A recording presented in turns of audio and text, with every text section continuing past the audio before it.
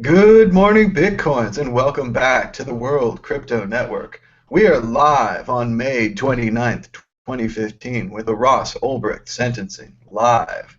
And according to Reddit, Ross sentenced to 10 years in prison. But wait a minute, this was according to Reddit. Oh, the article actually says that the biggest drug dealer on the Silk Road has been sentenced to 10 years in prison. Cornelius Jan Slomp, the Dutchman who became the biggest seller of illegal drugs on the Silk Road, was sentenced to 10 years in prison. So there it is. Not Ross yet. We're joined by Tatiana Moroz. Hey, Tatiana, how's it going? Good. How are you doing? We're also joined by Chris Ellis. I'm doing great. Hello, Chris, can you good hear to us? be here. I wish we could be here under better circumstances. It's probably going to be a sad day, as the articles have said. Ross has been begging for light at the end of the tunnel, hoping that they would give him his old age, allow him to have something to look forward to, whereas the prosecutors are asking the judge to send a message in the Ulbricht sentencing. As we all know, let's see, the community responded, this is not going to affect the illegal drug listings.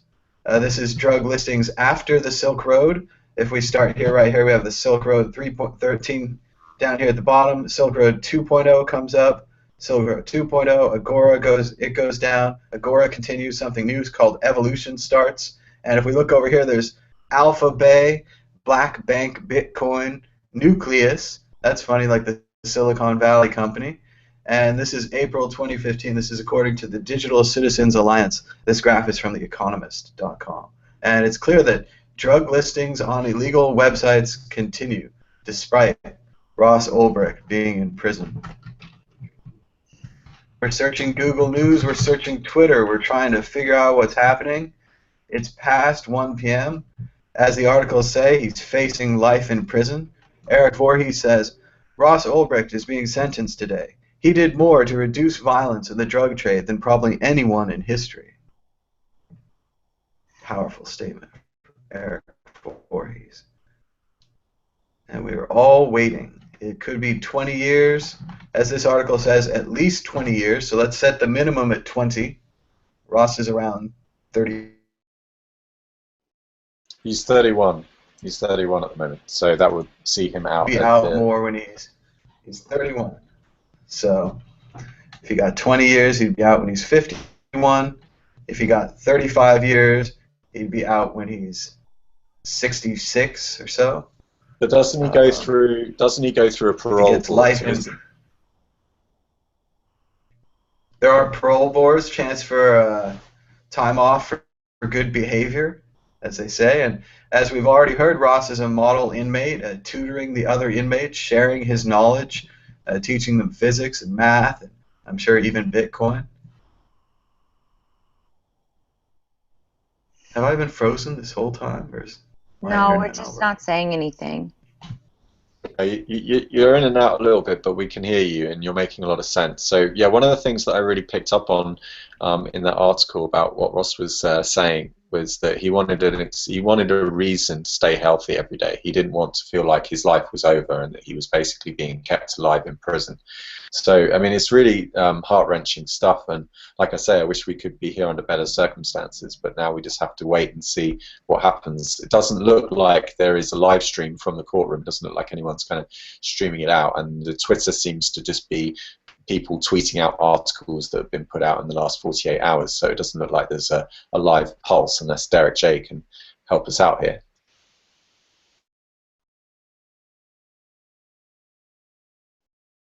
We don't have Derek. Hey, thanks for trying to toss it to me, Chris, when I was still trying to set up a little bit. No, I don't have any new information. I was just looking around through Reddit and just simple Googling to try and find out who is on the ground at the actual sentencing. Who is the media that's there? Is Wired there? I remember seeing them around during the initial trial. Who has sent their news crews out? You would think the New York Times, this would be a big story. The sentencing of the decade. I mean, this has been the trial of the decade. and it's setting precedent for all future trials to come with regard to can a person be prosecuted for owning a website and for what the users of the website do to it. That's what it comes down to for me. That's why I'm following this so closely. I think that Ross, guilty or innocent, is a hero for what he's endured and what he's done. So, looking forward to hearing a light sentencing, I hope. I was encouraged to hear that the prosecutors were not seeking life. That was a relief to hear, because they certainly want to set a precedent. The judge, in this case, Catherine Forrest, has been unfriendly towards the defense, in that she kept certain witnesses from testifying. That was strange. She also kept the witness list of the prosecution from the defense, so they weren't able to even see who the witnesses were going to be against them up until a few days before the actual trial began. So they were really crippled from the beginning here. Some criticized Joshua Dradel's strategy in admitting guilt up front, right at the beginning of the trial. But this isn't really, I mean, we can't go back in time and change that. On appeal, perhaps, that a new strategy could be used, but I don't know if the family or the defense team is even looking at appeal at this point. Has anyone heard anything to the contrary, or to that end? Are they looking to reverse this decision? Oh, yeah, no, they're definitely going to appeal. There's no question about that. Okay. Yeah, they're going for it ASAP. I think it's supposed to happen next year. I mean, I think that there's so many things that happen with this trial that were completely off the wall. And, I've been sitting here thinking about, what happens, right? Because I think that we all suspect they're going to be vicious with him as they've treated him so far. But I started thinking about what would it be like if they actually let common sense rule? What would actually happen? Why? It's just, it's not going to happen, I don't think, but I think that this, to me, in my mind, and I think in a lot of people's minds, is one of the last moments where justice is just kind of crumbling. And I'm so disgusted with what's happened here. And I don't have faith that the structures that benefit so much from the drug war, the cartels, the government, the military police type tactic force people, all the people that make money off of that. I mean, the prison industrial complex, the cartels. There's so much incentive for evil to go on, and this, there have been statements online saying, Ross has brought more peace to the drug trade than ever, and that is so true, and he really is a hero. And I don't like to randomly make somebody into a martyr, but if we've ever seen an example of one, I think what he did is amazing, and I'm so sad. That's it. Tatiana, we can't get a verdict that follows common sense. It's just not possible, because the minimum sentence is 20 years. And he hasn't even been alleged to have heard it. So 20 years in prison, or even a single day in prison for a victimless crime, I think is a day too long, 20 years too long. So there's no common sense going to be followed in this. And like you pointed out, there's no incentive for there to be. This woman, Catherine Forrest, who's been the judge in this case, it's been my observation that judges seek political aspirations. They want to climb higher. Everyone in their career wants to climb higher, and the way that you do that as a judge is you hand down harsh sentences that you get famous and remembered for. Things like this Ross Ulbricht trial. This is going to be her pedestal for the rest of her life. She's going to stand on this as her mark of pride. So this sentence is going to be very important to her, and she's going to want to send a message. That's just that's the totally predictable outcome, right? Well, wasn't she appointed by Chuck Schumer, who's the guy who led the charge against Ross? I don't know about that. No, I do. I mean, I know that that's a thing. Okay. So it's not surprising that she's doing what would be required in order to keep that guy happy.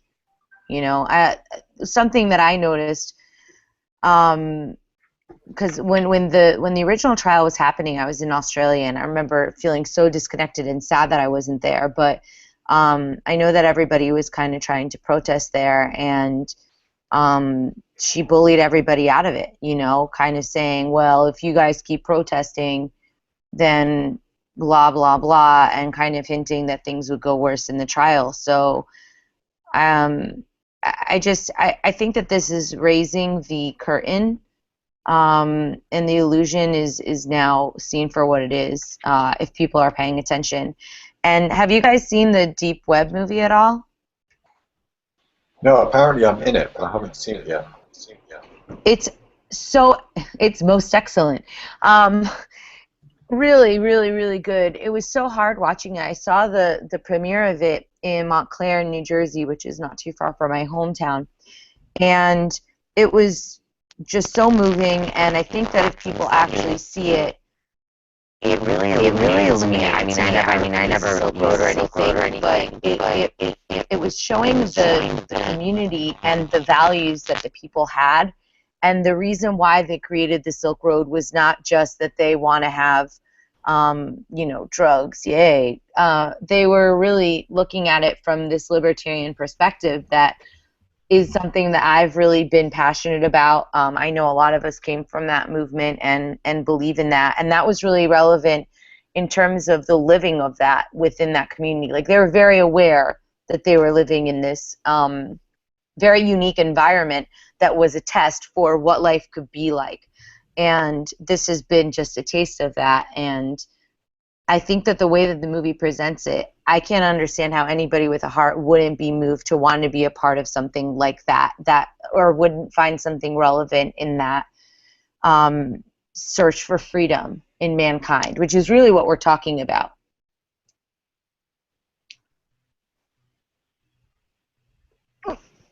Sorry.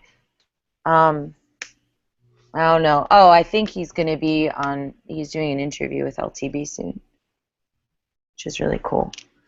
Alex, the guy from the movie. So do we know anything yet? Is there anything on Twitter that's showing any kind of news? No, I have it on I think refresh, and it's not coming up yet.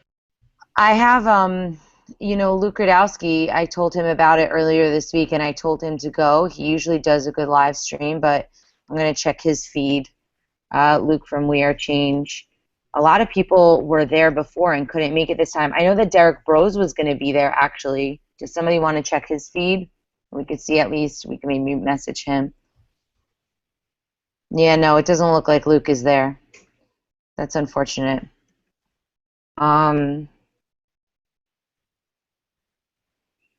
Derek Brose is there for Ben Swan. I like Ben Swan. He's always doing good stuff. I wanted to be there, and part of the reason I decided not to be was because I was sort of turned away last time.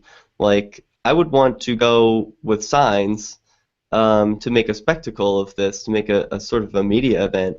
It's a shame that there's no media that's even interested in going, because when you turn an event into, let's just fold our hands and sit in the church pews at this courthouse and watch a friend, you know, that's not fun for anybody. No one wants to go see that, and unfortunately, including the media. Well, like, why is there no media there? I wonder. It's like, because the only thing that there is to see is the same pictures of a courthouse. Like, what do they need to get pictures of? You know, Ross sitting there. They have drawings of Ross at previous sentencing or at previous hearings. Well, like, if I'm someone from the media, I'm thinking, you know, do I go to this or do I go to some other event? I think they're just, maybe if there could be something visual, that would inspire more media to attend. I don't know. Just I think it's unfortunate we never got to see the trial of the Dread Pirate Roberts.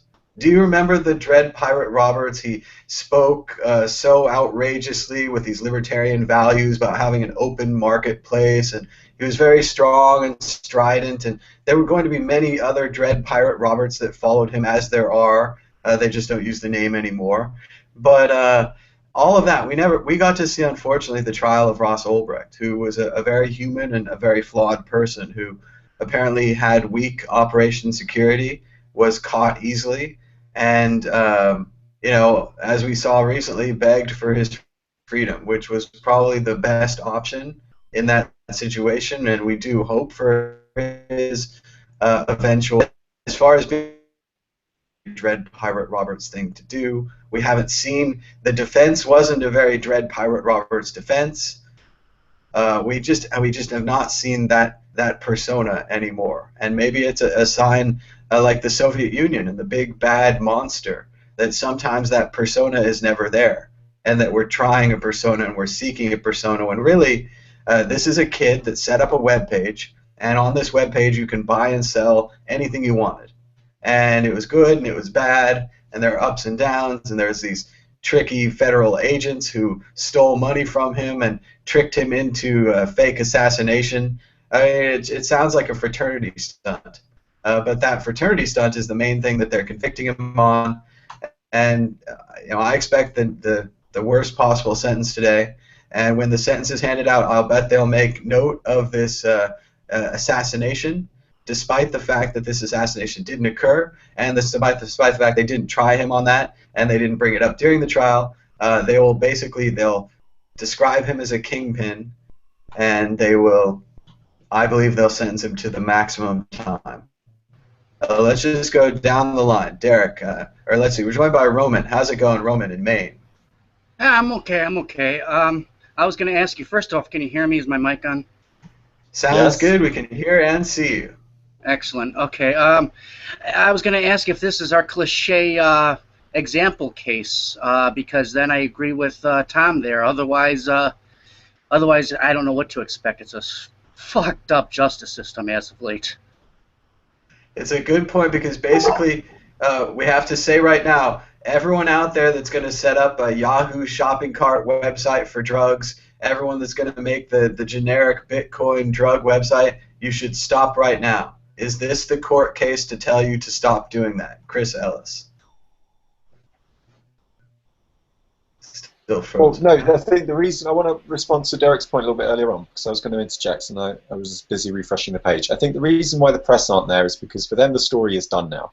They got the clicks, they got the ad revenue they needed from the page views they wanted on their website, and now it's just going to be the inevitable, 30 to maximum life sentence. I don't think it really matters to them. If they think they can get more clicks and so on, then that's fine. And to the point about whether or not you should set up an eBay, I was about to pull up, and I might find it right now. Nick Szabo, who's one of the people that has been rumored to be the founder of Bitcoin in the past, he was making a really good comment earlier on last few days about the link between money and identity. He thinks that we should scrap all these projects about identity and just focus on getting the money working, the actual cash. And he says that cash doesn't stop working just because you don't have identity. Identities break cash, because nowadays when you go to a second-hand car dealer and you want to buy a car for cash, they'll insist on ID. But the reason they insist on the ID is because the government deputizes them. And it says to them, you have to do our law enforcement for us. You have to take down, a copy of this person's passport, which then ends up putting that person at risk, because now you've just given your legal identity and your passport number to some random person, to some business, and of course they can easily lose that data or sell it on without your knowledge. And essentially it turns everybody into a massive surveillance state. You've just basically recreated the very monster that you were trying to prevent on all these pointless war on drugs. And I think what happened when someone tried to show some entrepreneurial spirit and actually try to solve the problem in a peaceful way, like Ross did, see what happens is the government don't like the competition. They don't like being embarrassed and being shown up, and they don't like someone taking initiative and trying to solve this problem on their own. So I think Szabo is right. It's the fact that the cash stops working when people start doing as they're told and start, don't withdraw that consent, and they just play obedience to a government who says from now on any cash payment you need to be taking identity. Roman, go ahead. Question? Yeah, I was going to say now, I'm admittedly not exactly the most informed on this and everything like this. Now, I didn't want to change and go left on this. I just want to make this have this question continue on with the main flow of the conversation, so we don't go off. But the other charges on the federal agents that may have dabbled in this, does this have a chance in the future to retry or do anything with the case? Tatiana would know more about this, I think. But does this affect the, would that possibly in the future affect the judgment that happens either in the sentencing today or the conviction from the past? I'm not sure that I got the question because I had seen a friend of mine who was there and I told him to write us as soon as he hears. Danny Panzel is down there with Derek Rose right now too. What was the question? I'm sorry. Would you mind repeating it? I do think that the bad actions of the federal agents will be brought up during the appeal. I wonder why this was held. Oh, They chose not to bring this up during the first trial. Tatiana, what do you think? Will the bad actions be held up in the appeal? They weren't allowed to talk about it in this trial. They weren't allowed to bring up a lot of stuff. They weren't allowed to have expert witnesses. They weren't allowed to explore the idea that there was an alternate DPR. They weren't allowed to. They were definitely allowed to, by their own random, like the courts were definitely smearing him with the murder charges, but they're not charging him with it. And there's like some case in Maryland, but it's kind of falling apart right now. So they just used it to muddy his name. They didn't give him a chance. I think that there's easily 5 different random points that they could put together that each would stand alone as a good enough reason for an appeal. The point is, though, is that they don't care about the appeal. They want to punish this guy. They want to make him an example because they are all like, they don't want anybody to control the drug game. That's their turf. They're making way too much money off of it, and they don't want somebody else, like definitely not all the people, to have access to this because they like the black markets because they create them so they can skim off the top and be evil. I know it's like they're actually evil, these people that are in charge of this, because if they had any like concept of making this better for mankind, then they would come up with solutions that don't include putting people in jail and making them into slaves.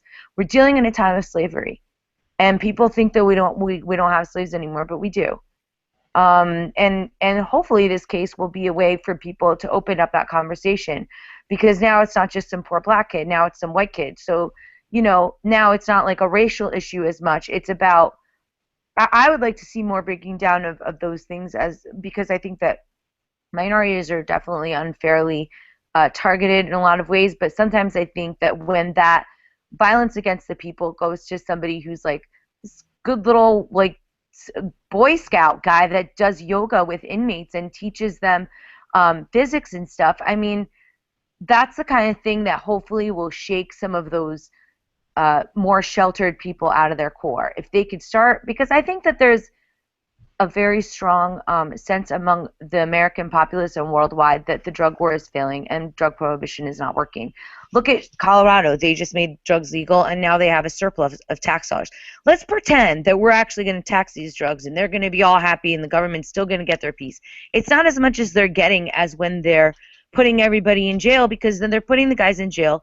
It costs the taxpayers money. Then they sell off the labor of the jailed people. They're paying them 10 cents an hour. They're charging $20 an hour for these schmucks.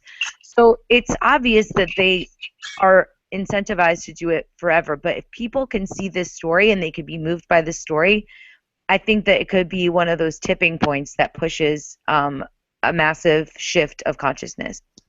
Hey, Julia. I agree, Tatiana, and it's sad to see today that we're kind of losing our Mark Zuckerberg of the drug software market. Essentially, Ross revolutionized the drug software market. He competed with a lot of other people who are selling drugs, and he showed that it was possible to trade large amounts of cannabis for large amounts of money without any guns or any violence necessary. And that's embarrassed a lot of people who are running a lot of other violent drug markets. They couldn't figure this out. Hopefully they'll be able to switch to an online model in the future as well, and maybe he'll be released by then. But we're also joined by Julia Toriansky. How's it going, Julia? Hey, can you hear me?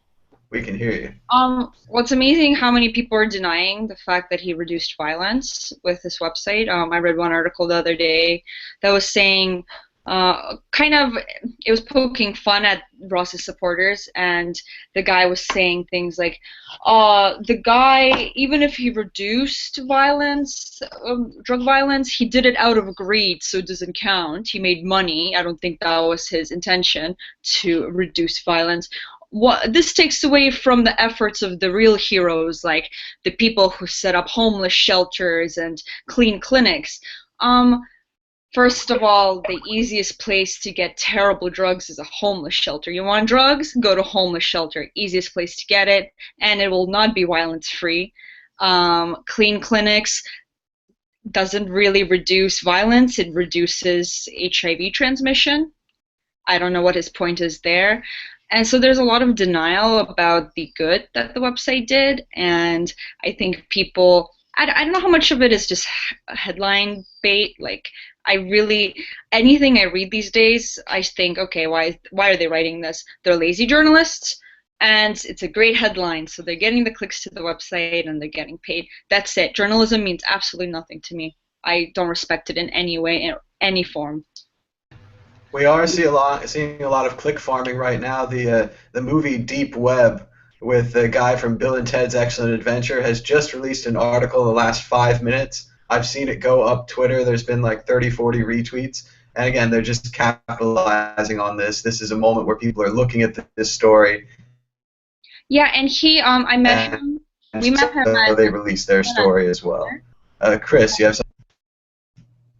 Oh, I just wanted to say there is scientific evidence to back up Julia's claim that there was a guy who managed to fool some journalists into publishing a study that ostensibly showed that chocolate helps you lose weight, and it's a complete myth. He just made it up. He just got some people to take part in a faux study, and then he got it published. So yeah, it's a complete farce. I wanted to echo my agreement with Tatiana and Julia there about the enslavement on Tatiana's remarks, and then Julia, I don't trust the journalism anymore. This is a recent thing. It started actually when they started doing the, what's it called, sponsored advertisements in, making the article, and I started realizing something was amiss, and since then I lost all my trust in that. Anyway, the lack of reporting about almost anything that really matters, and it's all about some squirrel that just swam a lap in an Olympic pool, and it's so cute and fucking awesome. I really can't stand it anymore. And remember that real reporting is not just about saying what happened, it's about giving context to those events. To report on the Ross Ulbricht hearing and to not report at the same time that the banks have not been punished for the subprime mortgages, to not compare the degrees of punishment in the corporate world versus the degrees of punishment in the drug world, and to not look at the prison industrial complex which is forming around us, and of course the number of minorities in prison, the number of non-violent drug offenders in prison, and to ask yourself, why does this keep happening? Why do we keep doing this? The essence of journalism is verification, and everyone's on the front line. Like, everyone's a reporter, and if you're not seeing the kind of news that you want to see, and you're not hearing the truth enough, then you need to set up a YouTube channel just like we did and start giving that perspective, because I don't think anybody else will. Absolutely, and it costs almost nothing these days to set up your own YouTube channel, to set up your own vlog, even just to get on Twitter and start saying what you believe, sharing the articles that you agree with, and finding your tribe of people out there. I just want to make another point about journalism. There's this ridiculous standard that's a complete falsification of any reflection of reality that's even possible. That journalism has to be unbiased, right? Which is actually a new phenomenon. Journalism used to be very directly from the speaker. Like, journalism was an art form, and it reflected the person who wrote the article. It reflected their opinion. That was totally okay in journalism. That's what it is. It's investigative journalism. It's reportive journalism. You go and you report what you experience and what you interpret the situation to be. Now journalism is unbiased, which is a way to hide hidden agendas and a way to put one kind of article above another kind of article. So I'm not a real journalist. I didn't get a degree. I don't write for Motherboard. So my word is biased and slanted, but some bitch that went to the trial as much as me and actually has financial motivation behind her articles, oh no, she's unbiased because she gets a paycheck, right? Or because she works for a motherboard. It's complete crap. They are more biased, and it's okay to be biased. I hate that people imagine that such a thing even exists or that there's a standard, because it's complete crap. Who in the fuck can actually think that it's not? I mean, you hear directly the reporters say, and I think, or fuck Nancy Grace, Jesus Christ. Yeah, it's called attitudinal journalism. That was the name for it. And it was very popular in the UK in the 90s. We had like Channel 4 News over here, which was fairly attitudinal. But then everything went back to the way the BBC does it, where they have to have two sides of an opinion if they're going to have a discussion on the news channel. Even if that other side of the opinion is like completely bullshit and only represents maybe two people. We had the far-right group here in the UK called the BNP, who have been represented by the BBC way more than is actually necessary given the actual support. They overblow the support for the BNP because it's sensational and they know people are going to tune in because it's controversial and it makes good television. But the British National Party in the UK isn't that well respected or liked, and they certainly don't deserve the coverage the BBC have given them in the past. And I feel you get when something is very obviously like correct and one-sided, you always need the other side to balance it, right? Which is dishonest. It's okay to mention the other side, but to give it as much credence as the side that's obviously honest, that's dishonest. I mean, you're not going to have a journalistic discussion about the victims of the Holocaust and then give the perspective of the SS, right? That would be a little bit ridiculous. So why are we trying to put the same standard for like things that governments are doing, things that people are doing that are obviously wrong, but no, we have to balance it out with the other side. They need to coach us into knowing, you know, what so we know what's good for us and what's right for us, and I can't stand when I get lost for words. Yeah, it's patronizing. It's patronizing. Yeah. Do we seriously think, though? I mean, is it? I'm my own person, man. I'm amazed to learn sometimes what the majority of people actually think. When does people actually think? The majority of people think that news is unbiased? No, the problem is that the public buy it. The problem with the mass media is that people keep reading it, they keep buying the newspapers, they keep tuning in. That's the biggest problem, because they create that demand, and so there are plenty of people like Murdoch that are willing to satisfy that demand. Are we going to see unpersons in the paper tomorrow? Who? Unpersons. What is an unperson? An unperson is a person who was eliminated and they no longer are. You never read 1984. No one remembers they ever existed. I mean, they could have been there yesterday on the president of the United States, and all of a sudden the next day no one remembers who that person was. This is the problem with HTTP, which is a stateless system. But now we have Bitcoin, which is a very stateful system. You only need to tell the truth once on a blockchain, which is not the case with HTTP. The problem with HTTP is that content can be removed, links can go rotten over time, but now we have a system where everyone can have a voice. You don't need to be vetted before you get a Bitcoin address. Yeah, anyone can get a Bitcoin address. The entropy is generated by your computer right in front of you. In fact, you can even generate a Bitcoin address using dice and paper if you really are so inclined. You might need to spend a few hours. But the point is that Bitcoin protocol doesn't discriminate. It doesn't care who you are. It doesn't care where you're from. And it gives you a voice. It gives everyone the ability to take part. But we do see a lot of unpersons. If you look at North Korea, they've had several large major leaders which were disappeared, and then I think disappeared from their local history. They had a guy recently, I think they killed him with an anti-aircraft gun. So there is a lot of that Orwellian stuff going on out there. We are still waiting for the verdict. If you'd like to write us a question right now, we have that banner on the screen. If you click on that, it'll take you to a new version of the video with a question and answers box. I've got it open right now. We've got about 21 viewers. And if you have an inside track about what's going on the Silk Road verdict, it was supposed to come out about 11 minutes ago. We haven't seen it. I'm scanning Twitter. I assume you guys are looking at Google News, some other sources. A lot of repeats of the same article, if you want to really know what's going on Twitter. I wonder sometimes when I look at Twitter if it's all bots.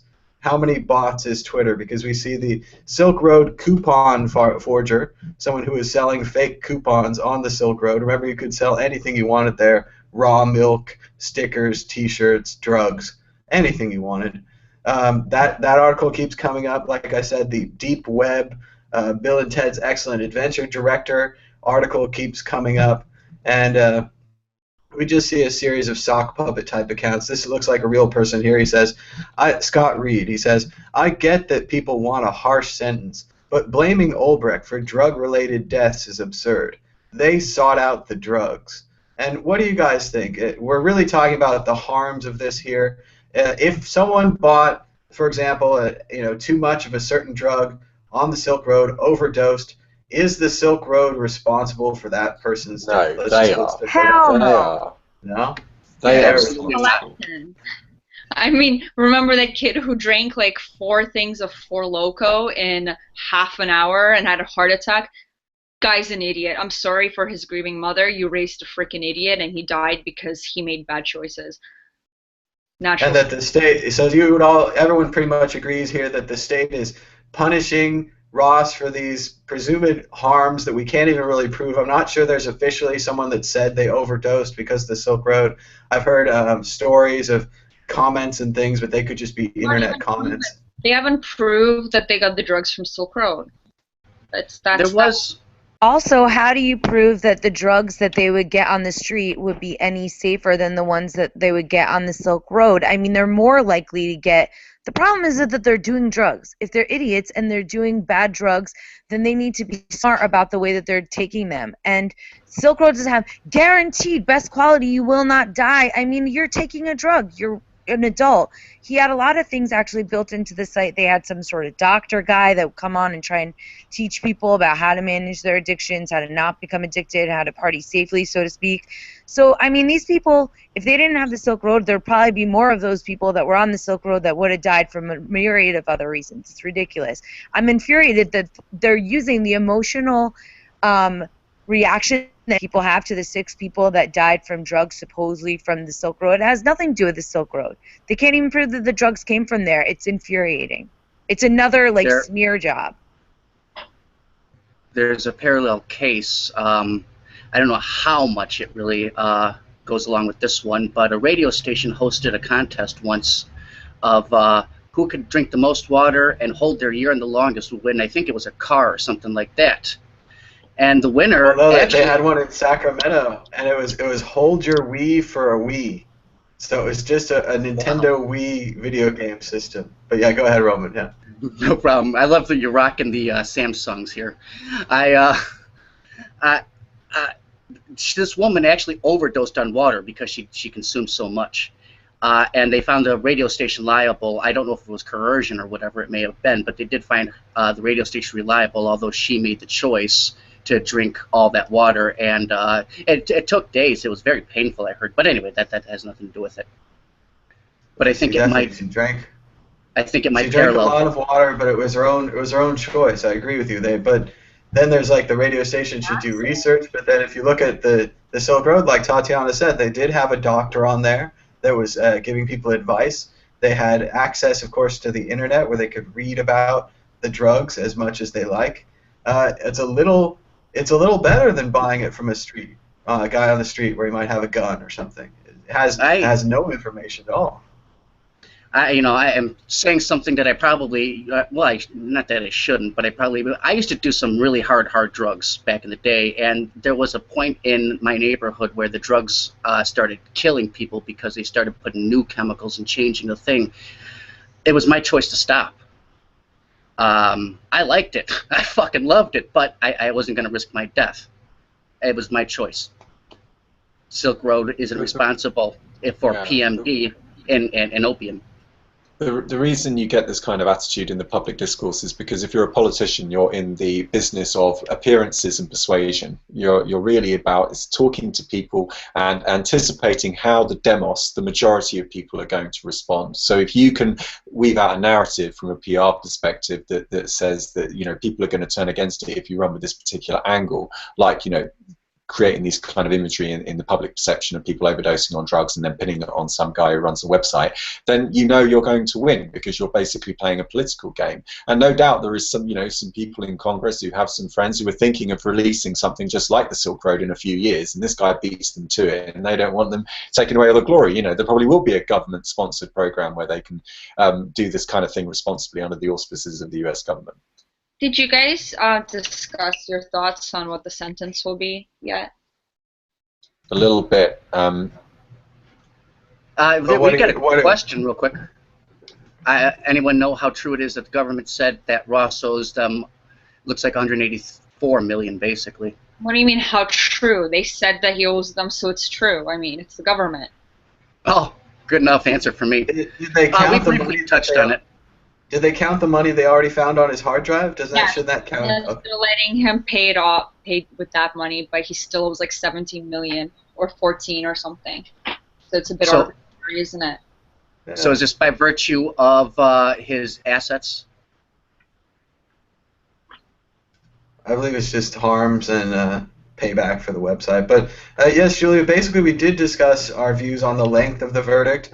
I believe the minimum is 20 years. Is the maximum 35 years? Do we know the... Well, it's 7 indictments, and it's minimum 20 years per indictment, I think.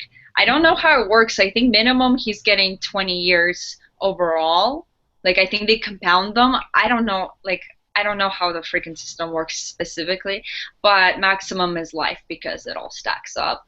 And I wouldn't be surprised if he gets life. And like I have a letter here from him, and I don't want to be getting any more letters from him. I just want him to go be with his family, and I don't think that's gonna happen, to be honest. I think they're crucifying him. It seemed that way for a long time. The judge was very critical of the defense's strategy before the trial. The judge didn't allow the defense to bring in witnesses. Andreas Antonopoulos was not allowed to testify. They were uninterested in Bitcoin. They were uninterested in they tried to set him up as a drug kingpin, but we didn't see any of the kingpin activities. He wasn't on a large boat. He didn't own a yacht. He didn't own a Porsche or a Ferrari or any of these symbols of wealth. He had a large amount of Bitcoins on his hard drive. I believe he was selling Bitcoins for cash at local Bitcoins. It doesn't seem like he was doing very well as a drug kingpin, yet that's what he's being tried as. Did anyone read the article that accused his defense of being either completely incompetent or wanting to drag out the trial so that they get paid more? No, I didn't. I wouldn't agree with that. I thought they did a good job. I mean, for me, it was tough because my whole time, I believe that they should have gone with as radical as it is, a jury nullification defense. Well, they should have said that. Say it. Well, I think you can. You can just say that the war on... Yeah. You're not allowed to say it in court. Like, that is not an angle you're allowed to take. If they were allowed to take the angle, they would have. Like, she took very strong precautions for that term not to be uttered anywhere near the courtroom. So I think their hands were tied on that one. And she reiterated before they went to make their decision that even if you don't agree with the law, you have to still make your decision based on what the law is. So that wasn't an option, I don't think. You know, the system isn't as it used to be, and it's not the way it's supposed to be constitutionally. So no way of doing a non-oral motion either? I don't know. I'm sure some protester could have yelled it out. I don't think it would have done any good. What the article said could have been an interesting approach was so they were like in a catch-22 with the server. So he had to deny that the server was lawfully seized. Yes, to deny that the server was lawfully seized, he had to claim that it was his server. Otherwise, it would be omitted as evidence. So, but then he would have to claim and acknowledge that it was his server. So the article said it was written by a lawyer, and he said it would have been very valuable for the defense to take that, to say, yes, that's his server, but it was unlawfully seized, so it can't be used in court. That's what the article's saying. That's what they should have done. Instead, they just, and that Forrest actually gave them a lot of opportunity to do that and invited them to do it. Now you can argue that she would have turned it and used it against him as, oh, you acknowledge that it's your server. But by law, they did have kind of a gateway there. That is an interesting idea, to go with more of a property rights defense rather than a traditional guilty or not guilty defense. It was interesting to see the Drittel defense team go with the Mark Karpeles could be the Dread Pirate Roberts. He's not the Dread Pirate Roberts defense. Does anyone think that defense had any effect at all? Did that buy anybody? I don't think anyone believed it. I think it felt like misdirection. And although I think Karpeles is involved in some form or another, it wasn't a strong enough claim. Like it didn't have enough evidence to sway anybody, so it just seemed like a cop-out. It was mainly interesting as a media story, where the media was able to sensationalize and celebrate. There could be multiple Dread Pirate Roberts. This case involves Mt. Gox as well, and what a great drama, and I'm sure we're going to see this drama when they bring the Silk Road to the movie screens with this Deep Web movie they're working on. No, the Deep Web movie is the one that just came out that's good, and it's not, like, sketchy. The one that's being made by Fox is the one that's sketchy. And as a side note, I'm not convinced that it wasn't Karpeles. Like, I think that seemed pretty reasonable, and I don't think that we got to explore that concept or the concept of other DPRs at all in the trial. Yeah, and I agree with you to a point. Like, it could have. I think Karpeles was the guy that approached him at the very beginning, giving him advice about his security of the website. What was that I believe I saw a tweet or something, I don't remember the reference or what site I saw it on. It was something I know from Twitter that I followed the link, but I saw something where Karpeles actually submitted something. Oh, it was about the agents, that's what it was. But he submitted some, but it had to do beforehand. He submitted something actually that he had to have some kind of inside knowledge about. I really don't have the information or details. And does anybody remember that? It did seem like Karpeles was involved. Remember, at this point, all of the early Bitcoiners are essentially running into each other because there are so few of them. We see things like Charlie Shrem having the trouble with BitInstant, where one of his employees was selling Bitcoins to people on the Silk Road. Then we have Karpeles, where many of these Silk Road Bitcoins are being funneled in and out of Mt. Gox, large deposits, all kinds of things where these people are essentially forced to work together because there's no one else to work with. It's a very small network at that point, so they keep bumping into each other. We're now rounding around 10:55 here on the West Coast, so it's got to be at least almost 2 o'clock there on the East Coast. We still haven't heard of the sentencing. I'm going to check in with the Q&A again, see if anyone's got any more questions or answers. Of course, if you hear of the sentencing, write us in the Q&A. We'll announce it here. Also, we're on Twitter at MadBitcoins or at World Crypto Network if you'd like to reach us there. We're monitoring the Silk Road tag on Twitter. Seems to be pretty much the same articles. We are now seeing that Erica Fink, at Erica Fink, is reporting that she is waiting for the press conference. So this is good. We have someone who's out front of the court now. We can see they have a microphone and a camera, so they're ready to go. Looks like she's from CNN.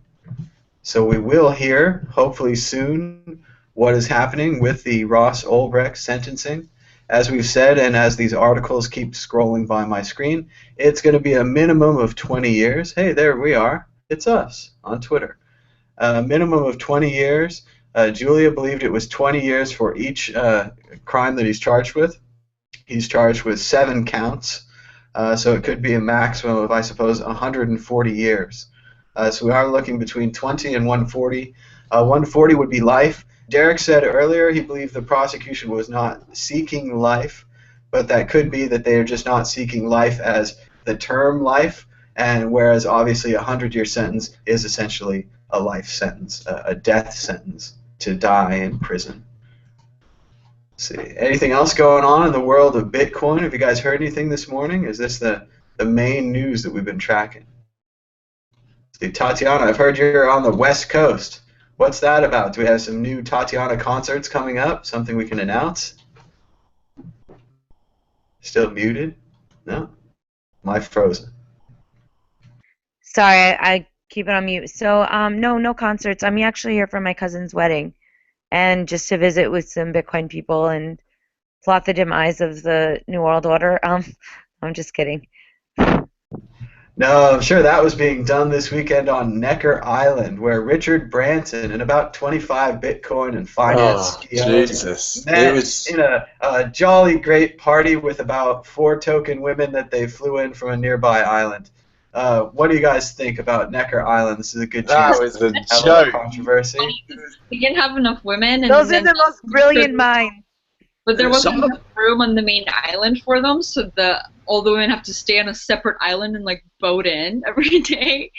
And like, I'm not impressed with the women that are representing Bitcoin there. Like, not at all. There's 2 cool women. One's like athlete, some like pro kite surfer. She's pretty cool. And then there's a woman who works for NASA.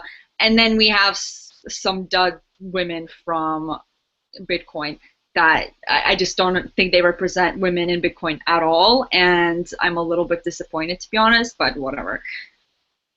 It's also unfortunate because they are the closest representatives to kind of normal Bitcoiners at the conference as well, kind of your run-of-the-mill average person.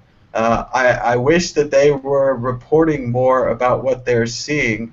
Some of them are Bitcoin media who were sent out there. I don't know. We should probably name them at some point. It's public record that they're at the conference. Who's there for Bitcoin media? Well, I mean, Tina Hui was from Tina Hui, wasn't she? Tina's there. I like Tina. At least she has like a channel and she reports lots, so that could be pretty valuable. One of the women, I don't know her personally. I just don't like the whole leftist rhetoric of we need more women in Bitcoin, hashtag women in Bitcoin. I checked her out, and that's that's her rhetoric in the space, and I think it's a little bit overdone and a little bit warrior, like equality warrior, and I don't think it adds anything to the space. I've heard that Tony Lane Casserly may be there, formerly of Cointelegraph, and I'd also heard that. Not CEO of Cointelegraph anymore, but on the website it says that, so that might be a little bit awkward for her. Hey, Tom, we got a question there on the thing. All right, and then I'd also heard that Paige Freeman, formerly of BitPay, was at the Necker Island Summit. So there were. That's the one that's very like women in Bitcoin. I don't know her. I'm sure she's a nice woman. Yeah, I've met her twice or something. So. But like, I just don't like the rhetoric. I don't like any of this. Oh, we must include everybody. We must force people to participate. I'm pretty sure Bitcoin is open to anybody that wants to join. So don't make it an issue, because it's not. It is interesting the way the women in Bitcoin discussion has led to seemingly a bunch of men making top 10 lists of the top 10 women in Bitcoin, and then that fights with the other list, and this list fights with that list, and then the real question, and I hate to bring this up, I don't want to be critical here. What we really need are, and I don't know how you get this, but more female computer programmers. I'd like to see a woman actually writing the code of Bitcoin, a woman core developer. Yeah, if they want to. If they want to. There's a great program. I met this girl. I'll be helping her promote this program, and it's helping women in Afghanistan fund and introduce them to writing code. They can do it from home. You know, it's a safe career. Like they don't have to go to a university or move anywhere. So it's a really great optimal option for these girls, and it empowers them, and it introduces something that they can actually make a living on. So like, that's a great program. That's not just someone saying, oh, we need more women in code. That's like actually helping underprivileged women that can't maybe go to school, their parents are too religious, they won't let them, and actually helping them. And I think that's incredibly valuable. That's great. That's not just yelling about it. Yeah. Go ahead. Oh, I was Wait, going to say. is that really quick? Is that Code to Inspire? Yes, That you're Code talking about? They're great. All right, good. Well, we should give them a plug because Freshta's really great, and she's got the women's annex as well. Mm-hmm. Okay, all I want to say real quick is I just want to agree with Julie there, and just say that what's also really cool about it is that you actually don't need to invest anything if you have a computer with a text editor. That's what's really cool about that. You don't have to get any kind of machines for textiles or anything to get into that sort of thing. Oh yeah, I want to make a quick comment about the lists too. We mentioned the lists. The original list that started all of this was a top 100 people to follow on Twitter in Bitcoin. And all of the coolest girls in Bitcoin were included in that because we tweet awesome things about Bitcoin. And there were lots of men and lots of women. It was just people in Bitcoin who have awesome Twitter feeds. Then that list got really big, and all these other websites who have no creativity or minds of their own ripped it off and then split it up between sexes. That's what happened, and excluded like all the people that I think are the coolest people in Bitcoin. So I mean, it's all about clicks again. It's all about clicks and people being lazy. Also a tribalism as well. A lot of this, like all these sort of private island events, are just tribes. I mean, most of the people on that island, I was contacted by a couple of them who were asking me to help them about what they should say in their presentation, because when they did their research, it looked like I was someone who knew what I was talking about. It's like, well, then why am I not invited? Why is Melvin not invited? You know, why are all these other people who are really talented and know what they're talking about? At the same time, you pay $10,000 to go. Yeah, that's what I was gonna say. Like, the elephant in the room is that it costs 10 or 20 grand to go there in the first place. What kind of representation is that? And honestly, like, I know some of the people that went there. Where did they get the money to go? I mean, it's nuts. The people, like, they're rich. You know where they got the money. They have companies. But then, like, the other half, it's like, okay, that would be insane for you to spend the money on that. And is that going to be valuable for you? Or maybe somebody paid for you, which is like, all right. Hustle, right? But I don't know. It just Necker Island just seems like a fun party, and if you've got 10K to blow, like, go ahead. Sounds fun. It also raises a question for these companies. Why are they wasting $10,000? I guess it's all about these business connections that the normal people just don't understand. People think that business is done by writing down what your best interests are, getting a plan together, calling people up, having some emails, maybe some Skype conversations.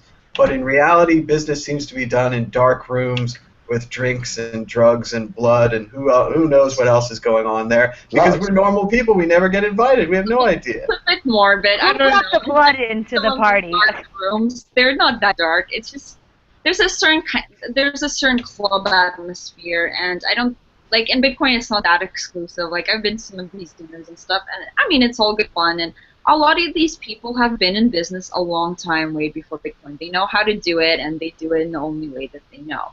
Hey, that's not to say that it's negative or positive. It's just the way it's done. I think I might have seen something about Ulbricht here. I just did Silk Road sentencing and Google search, and it says biggest drug dealer in Silk Road has been sentenced to 10 years in prison. It's from the Oh no, it's old. I'm sorry, guys. I false alarm. That's that drug dealer on there. Which that was horrible. They confusingly released at the same time. But yeah, 10 years would be a dream sentence at this point for Mr. Ulbricht. And that's why I was all smiley and happy and like, oh wow. Yeah, I got excited for a sec. I gotta go run some errands. I just flew in an hour ago from San Fran, but I'll be back if the verdict isn't announced yet. Sure.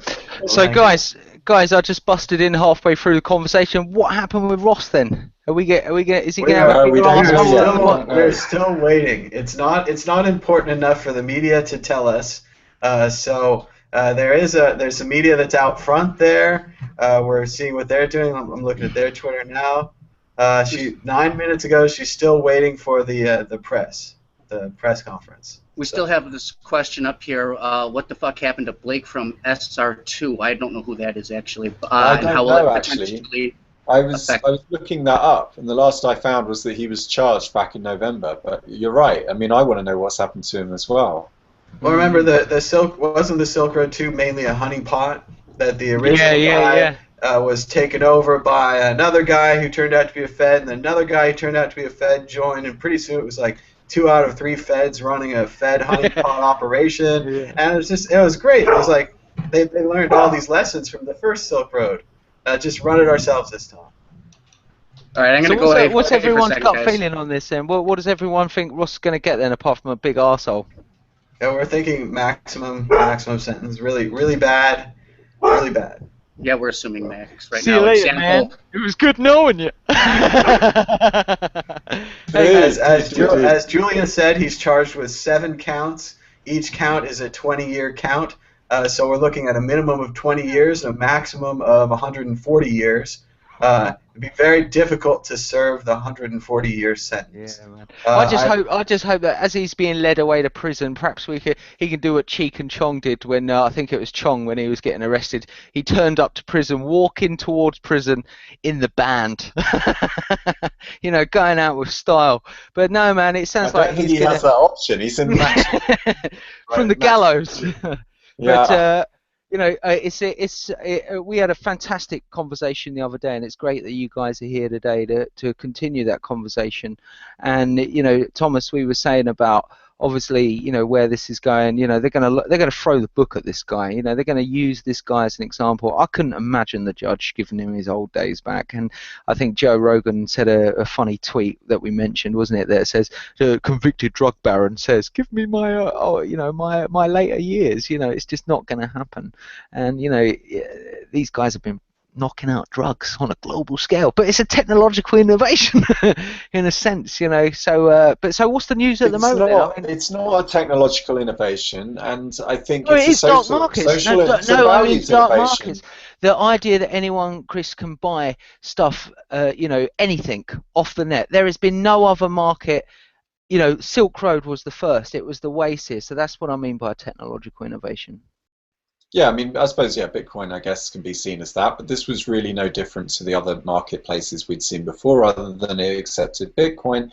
And I think that what he did was a pretty brave thing. It was pretty stupid and careless and reckless and all these other things, but I don't think he can really sort of act like he's surprised now that this is happening to him. But it's not, I don't think that in 10, 20 years we're going to look back at this guy and think what an evil dude. Think about this, in 20 years' time, he's still going to be in prison and no one's going to care about the crime anymore. He's still going to be there, but everyone's going to have forgotten about it, and we'll probably be and drugs will probably be a way more like available. They're legal. And they'll probably be legal. They'll be available through websites just like his, and no one will fucking remember him. And that's the tragedy. Let's get really down to it here. How many presidents have to go by before somebody pardons this guy? 4 presidents? 5 presidents? I mean, 20 years, like. Yeah, but you know what? It's like in America. In America, people get shot. People get, you know, put away for 40 years, and it turns out not to be real. And there's never no pardon. That's the real tragedy with this kind of stuff. That it's like the good die young and the bad get away with it. And I just seen, didn't we just hit the 5-year anniversary of Chelsea Manning being in prison? We have Chelsea Manning in prison. We have Assange trapped in the embassy. Ecuadorian embassy, yeah. Snowden Which is ridiculous, isn't it? Russia. Absolutely ridiculous, you know. And Edward Snowden's revelations about the scale of, you know, they've weaponized cyberspace before we even considered it a weaponized domain. And you know what, the guy, it's like in Aliens and, you know, the weapons division, they always want to weaponize everything, isn't it? They can't just use it as a peaceful transformative technology. It's got to be turned into a way to kill someone and, you know, increase hegemony. Who's that woman that's slightly relevant that basically opened the doors on Google for that I don't know, 20 minutes or whatever? She's in prison too. It's not Chelsea, right? And that didn't go right at all. That was supposed to be you know, get all the bad information and put it out there. A little bit of it got done, but everyone was too worried about who their wife was fucking. Yeah, man. I know. Recently. There was the major leak of the adult friend finder data. I believe there's still you can pay like $17 million or something, get the entire database, adult friend finder, politicians, CEOs, everybody's in there. They're all looking for adult friends. Dude, I could imagine that. Could you imagine those Sith Lords in there? Adult Friend Finder. Let's just I hope love that it. Adult Friend Finder didn't have ratings and reviews and how Yeah, deep yeah. this He's database not good. goes. Which again, I mean, He's when someone else holds your data, it's going to get stolen or sold, and it's tough to yeah, tell which is worse. Probably man. stolen, and then leaked and published. Probably stolen, leaked, and published. Worse than just sold to advertisers. So, And on that note, Hillary Duff is on Tinder. oh, Hillary Duff. No more privacy for anybody more. That would be hard to convince someone if you were a celebrity on Tinder and you're like, no, no, just slide right. It's me. It's really me. It's like, how do you know? Couldn't I just download pictures of you from the internet? Yeah. It's pretty obvious. So. So, all right. Jumping back to the Ross stuff. You know, I mean, so what's everyone's thoughts on it then? We think it's shit. We've been talking about it for an hour and 10 minutes. We think it's shit, and we're just waiting really because no one else seems to be paying attention to this much. We talked about the fact that mostly magazines and journals now are interested in clickbait, and so since the trial proper is over. Dude, has anyone noticed how this clickbait has just proliferated? I mean, every other website, everyone, it's dude, like it's 10 about- ways to 10 ways to increase your band's success, but 10 pages you've got to click through of shit. You know, absolutely. Yeah. You won't believe number 4. Yeah. You'll love number 4. And it's like, yeah, it's all this bullshit mind games and manipulation, but it basically boils down to human incentive structures. We do not understand ourselves well enough. We need to be able to understand and be honest with ourselves about human behavior, and then have a constitutional moment where we decide how we're going to, regulate ourselves going forward in the next 100 years. Absolutely, and this is the problem, and this is the transformation that we're on. I believe that technology is already bringing that precursor towards us, forcing us to the age of decentralization, more information, crossing national boundaries. And I noticed one of the lovely ladies was speaking about the inclusivity of the of Bitcoin and stuff like that. But also, I wouldn't really say it's male dominated, Says as the 4 male guys sitting at the table. Sorry, it's computer geeks. It's the way it is, and it's the way we roll, man. We need more programmers. We need more women programmers, and of course they can do it just as good as men. We're still 17 minutes ago. We last heard from Erica Fink, senior tech producer at CNN, and all we heard is that she's outside of the trial. Outside of the courtroom, and that we're waiting, and she's waiting, and as you can see, CNN's got their microphones all set. Looks like about 3 reporters are there, maybe 4, and we got a security guard. He's got a gun, so What's he's that ready. / on there say? I can't read that, so I can get it up. I don't know about /. After Twitter.com. Erica Fink. Erica. And Okay. we've got a question now from Steve Douglas. Steve writes, what do you guys think of Tim Berners-Lee's suggestion that we should have a Magna Carta for the Internet? Yeah, absolutely. What about the Declaration of Cyberspace Independence or whatever it is? Where the guys released that article, in the early days of the net. I think that is emerging. Right, my opinion quickly, before you guys jump on, I say that's emerging already. We are entering the digital age, we're entering the age of globalization, we're entering the age of the old empires are dying, technological innovation is increasing, proliferation of technology is changing the very modes of communication, humanity is changing, and I think this is emerging. I think stuff like that's really great. What do you guys think? It looks, hold on, I'm sorry. I just saw a question on here. It may be right, it may not be, but Reddit something about... No, let's do this question first. So the Magna Carta, should we have it? Roman, what do you think, right? Someone wrote that a little bit ago. I don't know, 6 months ago I just saw something that was really cool about it. I read it. It was the most boring thing I ever read, but it was really interesting, actually, and I agreed with it wholeheartedly. Chris, Magna Carta for the Internet, Declaration of Rights. Yeah, they're called protocols. We've got them already. We've had TCP/IP, we've had UDP. These are speech acts. Programming is English with fewer words. It's just English with semantical reduction, and those words are using numbers. Now, numbers in the old days used to be adjectives that described things, but now they are functions that do things. They carry out our orders, and technology is basically just a reflection of ourselves. It's up to us to acknowledge that fact, and I think that there is something deep down inside of us that we are not fully conscious of that is driving the demand for all of these gadgets and this technology. technology, but what is true is that they are universal. They are being picked up everywhere, just like sanitation. Tom and I were talking about this before we came on air, about the way a lot of speculators in the West were speculating on people that were first-generation middle class in places like China and India. They bought up lots of soap stocks. They bought up, sanitary towels. They bought up all of these cosmetics businesses because they knew how universal being clean is when you suddenly get a taste of civilization and urban life. And I think it's the same with the internet. Being connected is now at the bottom of Maslow's hierarchy of needs. Wi-Fi. I know it's a joke, but it isn't really a joke. It's actually true. Absolutely. And I want to add on that as well. I've just brought up the Declaration of Independence of Cyberspace. I'm going to read a comment. Cyberspace consists of transactions, relationships, and thought itself, arrayed like a standing wave in a web of our communications. Ours is a world that is both everywhere and nowhere, but is nowhere bodies live. We are creating a world that all may enter without privilege or justice according to race, economic power, military force, or station of birth. We are creating a world where anyone may express his or her beliefs, no matter how singular, without fear of being coerced into silence and conformity. Sounds like saying a bit like Lawnmower Man, really, doesn't it? Peeling out the electric dimension. It sounds like a watered-down version of what I was going to read, Shem, but I'm going to read this anyway. Go for it, bro. This is the Hacker Manifesto, and I thought you already had one of these. It says, busting open the biscuits. This is our world now, the world of the electron and the switch, the beauty of the baud. We make use of a service already existing without paying for what would be dirt cheap if it wasn't run by profiteering gluttons, and you call us criminal. We explore, and you call us criminals. We seek after knowledge, and you call us criminals. We exist without skin color, without nationality, without religious bias, and you call us criminals. You build atomic bombs.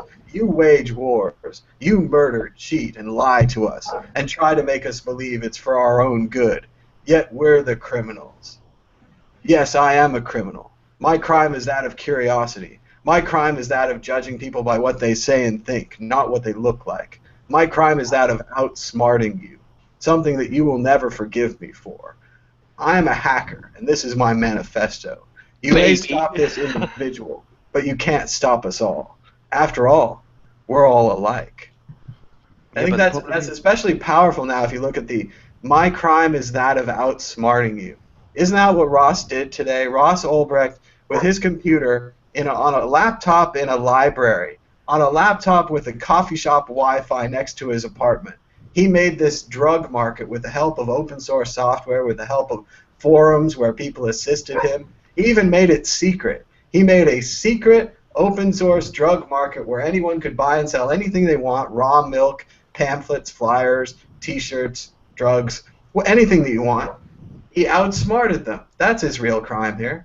And yeah, I do think that the manifesto goes well. Yeah, and in our stupid Western laws of the 21st century, in our crazy war on drugs, we talked quite in depth about the responsibility of drug take. We're not advocating just flippant drug usage and unaware usage of one's consciousness. If you want to be an advanced primate, you've got to act and behave like it. And I come from the school of lineage of the Amazonians when it comes to, le chimica. But what I think that all the guys are resonating here is the fact that he built something, and this is what I meant, Chris, about the innovation of that secret marketplace, because I never knew of anything before that. Yeah, no, I agree with all of that. There was a famous Declaration of Independence for the internet back in the 90s? Some guy did a YouTube video. Is that the one that you were reading out initially? Yeah, it's by John Perry Barlow. Yeah, that's magnificent. And I think. Go on. I think the internet. I think one of the things the internet has done is it's helped us to realise the broad depth of diversity of what it means to be human. The internet is basically a shrine to all the different ways of being human are around the world, and it's given us an excuse to get away from our immediate environment. I think everyone right now is feeling like, just because I was born here doesn't mean I have to stay here. I can travel. The world is huge, and we are right now traveling at around 500,000 miles an hour through the universe on this rock that is basically our only home. But there's no cure for being on Earth, right? That's the famous quote. We're all stuck here, and if you don't go out and explore the world and the time that you have on it, you're really missing out. Mm-hmm. And I would like to add to that. I just found a fantastic article from Tim Leary on cybernetics and a new global culture. Cyber, and it starts as cyber means pilot. A cyber person is one who pilots his or her own life. By definition, the cyber person is fascinated by navigational information. Cybertech refers to tools, appliances, and methodologies of knowing and communicating. Linguistics, philosophy, semantics, semiotics, practical. I can't even say that word, epistemologies or something like that, the ontologies of daily life. But, you know, these guys were on something in the 60s, you know, and I think they saw this kind of age of information. And, you know, I mean, I feel that it's only going to accelerate, it's going to proliferate, it's going to cross borders, cross belief systems. And I think we're really on the edge of the wave, if that makes sense, guys. It is incredibly disappointing that they didn't get to see what they predicted, because Leary, the beatniks, the 60s, a lot of these people, they wrote about this and it came true, and maybe it came true because they wrote about it. But it is interesting to see where we're going with this, and that we're spreading that, you know, internet is just starting in other countries. You know, remember it started here, it's starting there. It's just getting out. It's almost like we're in a world right now where if someone mentions that, you know, it's a possibility, it can physically happen, it's going to fucking happen. Someone's going to find a way. And I wonder whether, you know, like with the internet getting out to Africa and stuff like that, and them coming all online, you know, I can't wait for Bitcoin when it goes out there and it starts being used by people that ain't in our Western, you know, financial system, because I think that's where we're gonna. I almost feel like a Bitcoin anthropologist, you know, that I want to see how they use it, and I want to see how it goes organically without techie people like us pushing it. You know, it's real world application. I think one of the first things we should do is stop calling it anonymous. That would help a lot. Definitely. Cheers. It gives you control over your identity, because it allows you to consolidate your identities if you want to, but it still requires education on the part of the user in order to do that. No, there is no such thing as true anonymity anymore, because whilst every citizen on the planet is human, not every human is a citizen.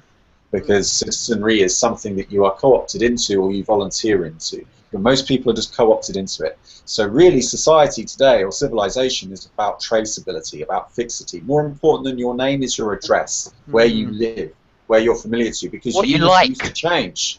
Right. Well, where they can find you, where you are addressable, right? That's what the authorities really want, and it's because people refuse to change. They fall into routines, and if you don't change, you're just making it ridiculously easy for people to manipulate you. These states persist because we don't move away. Those borders don't just stop people from coming in; they stop you from leaving too, because they need a tax base to prop up their business model. It's the same problem that I've got with projects like iNation and BitNation. Is that really what you're doing is giving rise to more nationalism? You know, surely this is not the solution to come up with more fragmentation. Surely what we need is more, community. We need more people to get together to realize what makes them the same, so that they then have that minimal structure to go ahead and be diverse. And I wonder whether we need more integration, more. I also wonder, for me, I really saw the turn of how the internet used to be anonymous and people could throw comments, and then companies started, people use your name, and people were really happy to give away their information, to say who they were online, and to paint the picture of, building their character online, this kind of virtual avatar of who they were or who they aspired to be, or, it could be a gaming avatar, it could be a personality in a forum. I find that a really interesting play on identity, particularly, and that kind of dovetails into the notion of how people give up their privacy freely. Chris, what would you say on that? No, that's right. Anonymity is authenticity. When you are creating an avatar, that's still you. It's just not the you that people have seen before. And when they try to deny you that ability to be able to dress up the way you want to dress and become something that society hasn't seen or recognized before, they're robbing you of that freedom. And that is everybody's freedom. Everybody has the freedom to be who they want to be. When society decides that it's judged you and it's worked out who you are, really it's just forcing you through a life experience that you don't want to be anymore. And the purpose of life, just in case anyone didn't realize, is to be the person who you want to be and to go in the space where you want to be. And I made a decision as a person years ago, rather than fighting the system on the outside, I thought I'm not going to be some fucking anarchist or outside the gates, the edifice of the system fighting it, because it's unbreakable. The system is sewn up to a T. These guys are not going to let you change it.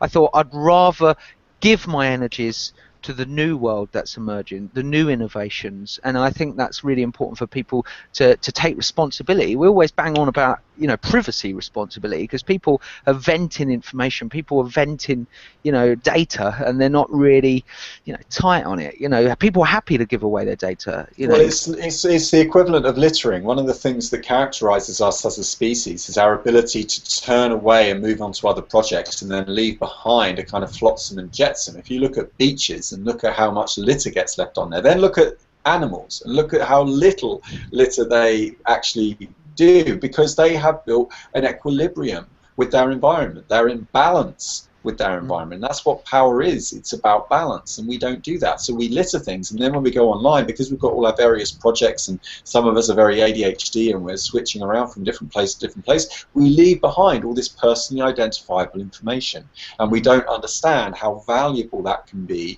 when a big company like Google or Facebook or Microsoft come along and hoover up all that data, and then they can consolidate it and sell it and package it on.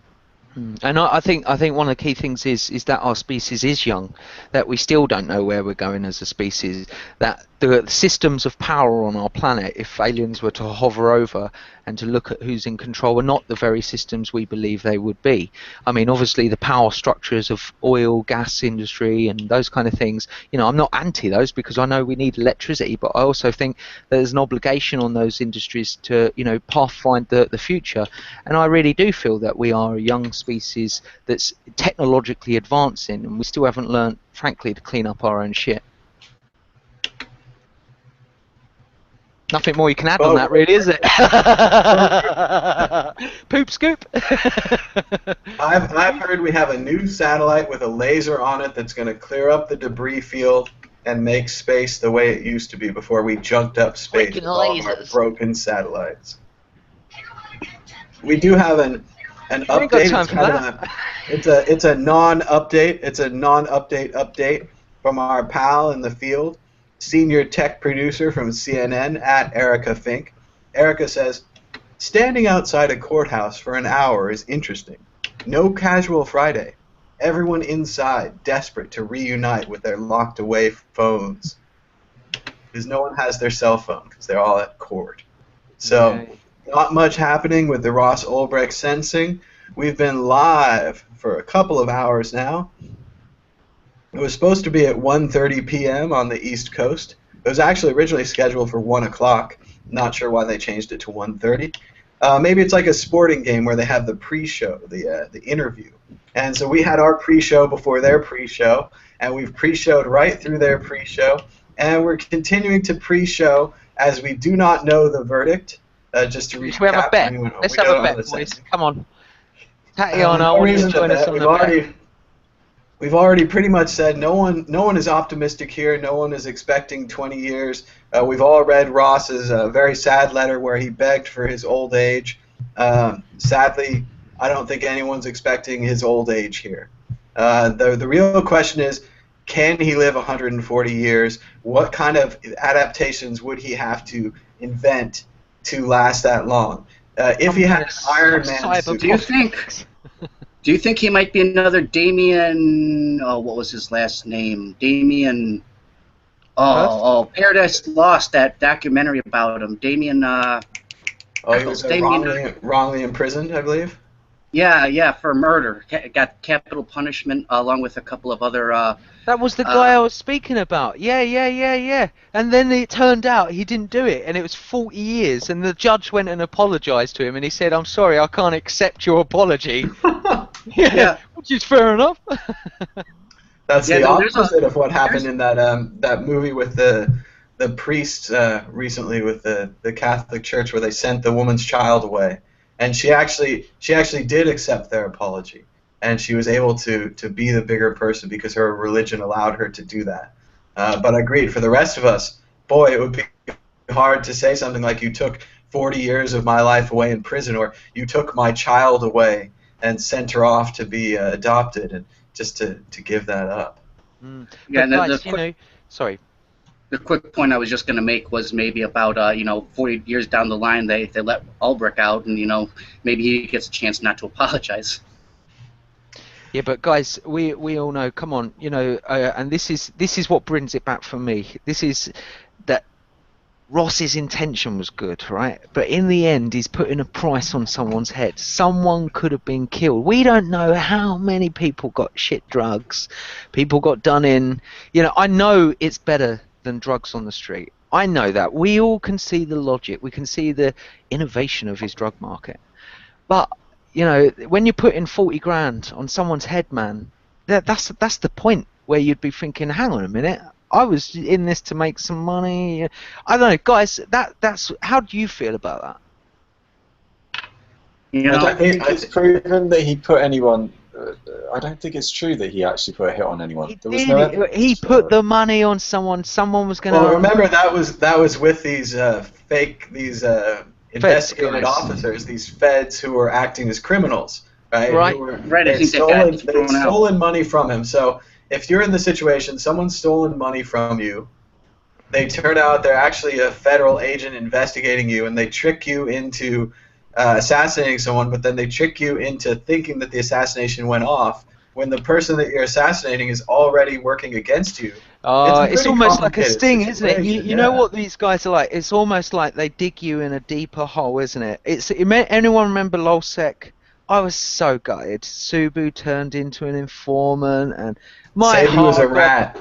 My heart got broken, guys, with that. And then it turned out they got Sabu, or whatever his name is, and then they got Sabu to recruit hackers to then start hacking Brazil and other nation states. Which is just absolute, if I would have been the director of these guys, I said, hang on a minute, we're busting some hackers, they've hacked MasterCard, Visa, Why are we now, this shows the mentality of the kind of people that we're talking about. The establishment in this sense, it's all about hegemony. It's all a game of chess to these people. They're not interested in innovation. They're not interested in the world getting better. They're interested in stopping losing money and losing their power in this huge game of chess where everyone loses because we're all on the same planet together. And it's just... Oh, I'm sorry to interrupt. I was going to say that's what Kat was saying, but keep going. I just wanted to tell you that you missed the part where she was already... Yeah, I just, for me, this is why, I always think, why can't the world be better with the global military-industrial complex? Why can't we get into space? And then I realise, and it's very difficult because, I was born a child of the 80s. I want the world to get better. My whole life has been dedicated, music and art, talking about the future, what the world should be, and how we need to transform into this globally. We already are transforming. It's already hitting the shores of the power structures on planet Earth, and this is why Bitcoin for me so much excites me, because it solves one of the problems. One of the problems on our planet is money, the way that economic money moves around. It's always been a problem. It leads to poor people and rich people. Really, we shouldn't even have money in this day and age. We have got the technological ability to be able to not really need money. That's why I believe in a socio-cybernetic organizational structure for mankind as opposed to a capitalist modernity. But that's my opinion. I like incentives, so I'm pro-capitalism. But other than that, I totally agree with you. I think that everyone likes a bit of money. No, don't get me wrong. No, what I'm saying is that I like people being motivated. I feel like people do the best actions when you think about what incentivizes them, what motivates them to do what they do. So I think that, unfortunately, when you talk about capitalism and you look at the larger picture, right, because that's what I think a lot of us are here gathering for. That's why this interests us, is because we want to have like a better organization of mankind. I spent so much time thinking about this. I remember when I was like 5 or 6, I went to my mom. I said, Mom, listen, why don't we all just put our stuff in a pile and, whatever people need, we would all take it out and it'd be cool. And she's like, no, Tanya, that doesn't work. That's communism. And she was from Poland, so she knew what she was talking about. And I think that the inclination when one tries to think of ways is is a reaction to seeing the crony capitalism and the weird monopolies and the little insider information that the ruling class has over us. I think that if it's a level playing field and we could each contribute by our own value, and that's equally assessed, I mean, that's something that I think would be a better way to achieve the same thing. Like sometimes I feel like people that want to renovate the world from a social like a socialist perspective, and then like the anarchists, what's that thing they say, that there's like that circle where they're actually a lot closer on like some things than possible. So I don't know, I like thinking of it that way, because I'm really excited about the times that we live in. It's really scary. It's really scary being a person that, I mean, even the way that we're talking right now is pretty subversive. And for us, it may seem tame, but if I was, you know, a government agent, I'd be like, get rid of these guys. No way. They ain't got to be afraid of us. Well, Don't worry about you know, that. I'm really happy to be a part of agree. it, and I think that this is a great opportunity for mankind that we can definitely take away from this. I mean, the fact that they're risking the illusion of their justice being so blatant is because they're so afraid. And I mean, you know, they don't even need to be so afraid. They could join us. Like, even, okay, if governments wanted to stay in power and stuff, then just stop being such dicks. Like, tone it down a few degrees. Stop being such a complete, utter piece of garbage that tries to treat people so terribly. Like, you could just tone it back. Go back to the Constitution. I know that's not perfect, but, you know, most of the stuff in there is a bearable amount that people will take, and they'll feel pretty free. And then we'll be much better slave cattle. I mean, even if they're still going to take the taxes, at least tone it back. Enough with the wars, enough with everything. It's just way too much. And I don't know if that's going to be solved through blood or regularly. I would prefer if these kinds of solutions, you know, like the pro tip idea, like Bitcoin, like all these decentralized kind of programs, they will make those governments irrelevant. But I feel that they are used to being bullies. They're used to torturing people. They like violence as their method of communication, and I don't think that we've seen the end of that. Absolutely. I want to add to that notion that you just said, Tatiana, in regards to, you said an excellent point. I really get the feeling that a lot of people across the planet and are probably not ready, and I think this is why we always like kind of hitting people, like, you know, raise the vibration of the species a little out of the gutter, because people ain't really responsible. If we was to say, look, you know, our planet, you know, there's aliens or free energy or anything that goes against the kind of Western or this kind of narrow-minded perception of the universe, you know, most people on the planet, there's so much conflict among humanity, and that's why, you know, for me, what really makes me feel reassured that the future will be all right is that everything is happening because it's got to happen in this way, and that we are a species that's transforming into a globalized race. That's eventually, technology is going that way. Look at the trends, and we are on the cusp of it. There's no other time, you know, unless Atlantis was real, that we've ever been this technologically advanced. But I really feel that the revolution is not just as much as an outward revolution, that the revolution is a revolution within, that it requires people to stand up, to take responsibility, to not give up responsibility, you know, in a collective sense and also in an individual sense. And what do I mean by giving up responsibility? You know, people often go, oh, you know, the world's going to end, it's better that way, you know, or this kind of fatalistic, like putting our power in someone else's hand. I just really feel it's not a brave position to be in. And I really feel like mankind, you know, womankind, humanity, you know, we're powerful. We can get ourselves off the situation. And what I would say to any leaders, you know, because I'm not anti anyone. I'm just pro the way it's got to go, you know, because I'm so sure now as an adult of where it's got to go. I've grown up, I've seen it, I know it's bullshit. There's so many things that are just bullshit. I don't subscribe.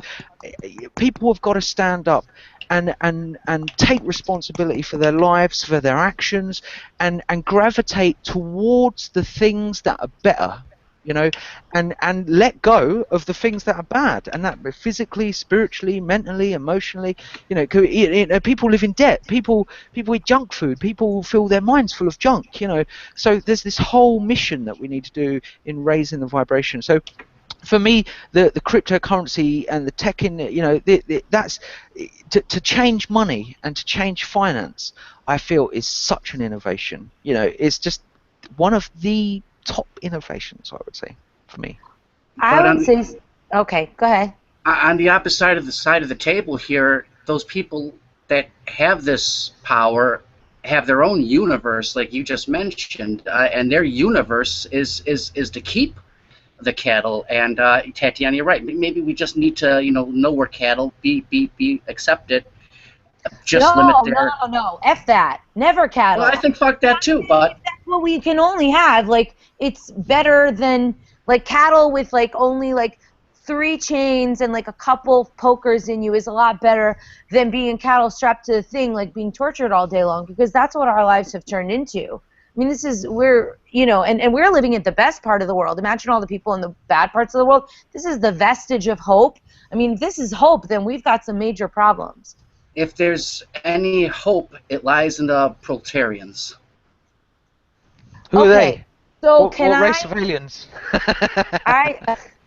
I would actually like to speak to this, because I'm a musician, and I've always thought like music is the way to the people, and you could get like people to change their minds, right? Because you've got the proletariat, you've got the mass people that need to be woken up, and okay, so how do we overcome that? Because as an artist, right, we have the worst music ever. It's so bad right now what's pumped to people. Food and all these other cultural indications. Look at even, I like to have drinks, whatever, but look at, if you ever watch TV, how many times they show people coping with any kind of issue, coping with happiness, having a bad thing happen, having a stressful day at work, having a good day at work. Everything is always focused around alcohol. Like, I think that we are being purposely kept as stupid as possible. So how do we, if we don't have the influence of the masses in terms of influencing them through art, through our content, through these kinds of videos and stuff, like how do we, yes, we can do it through the internet and stuff like that and those channels, but on a mass level it's still very difficult. So what are the solutions there? First. I'm sorry? Music has to mature first before people start taking it seriously. Remember, the mainstream music industry is different from the real music industry. So right. You're absolutely right. We all know that the standard music industry, it's difficult, right? I work in advertising, right? And I honestly know the way that all the advertising works. It's not like they're really sitting there thinking, we're going to control these people. What they're thinking is, I want money, and this is the way we make money. We sell these spibs, and we get this. So we design to sell it so it fits in it. And because people are so closed-minded and people don't understand and people buy in products that ain't good for their health, it's almost like it's about responsibility again, right? And I know that these people at the top, right, if they're the same people as you and me, they've got flesh and blood, they're human beings, and these people, I know that how many generals defect? How many ministers eventually turn around and say it's all bullshit? Probably about 75% of them, because they all end up looking in their children's eyes. They're all human. They all realise that. How many do we hear about? Well, Paul Keller. Paul Keller was the defence minister of Canada that said that aliens are real. He's the defence minister of Canada. Oh yeah. What about Buzz Aldrin? Like yeah, man. But there's Carol you have Rosen. A sociopath thing going on there too. I mean, there are people that work in government. It attracts. Sorry, I just wanted to say, it's not that the system is designed to take you down. The system has got the wrong parameters to work. It's all designed for money, and that's the way it does it. Because if it was all designed for the benefit of you, then it wouldn't be doing something bad to you. It's doing bad things because the parameters of the system, of the organisation of humanity, Western modernity, commercialism, all that thing, its rules and parameters are based on rules and parameters that are not really good. It's all about making money. So money's king in the world. This is why Bitcoin's so important, because if we can change money, we can change the rules. But let's not joke around. We're dealing with a system of people that are experts. They've got it sewn up. They got it so sewn up that they have wars for fun. They've got a department to have wars, CIA. That some office, and their job's to destroy countries or whatever.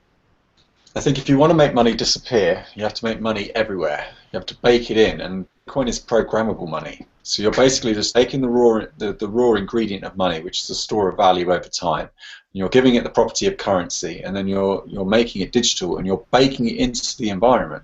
So this is, I think this is the next wave of capitalism. I think capitalism is the least worst option that we've got. Absolutely, absolutely, I agree with that. You know, at least we've got mobile phones and jeans, man. At least we've got mobile phones and jeans, yeah? Right.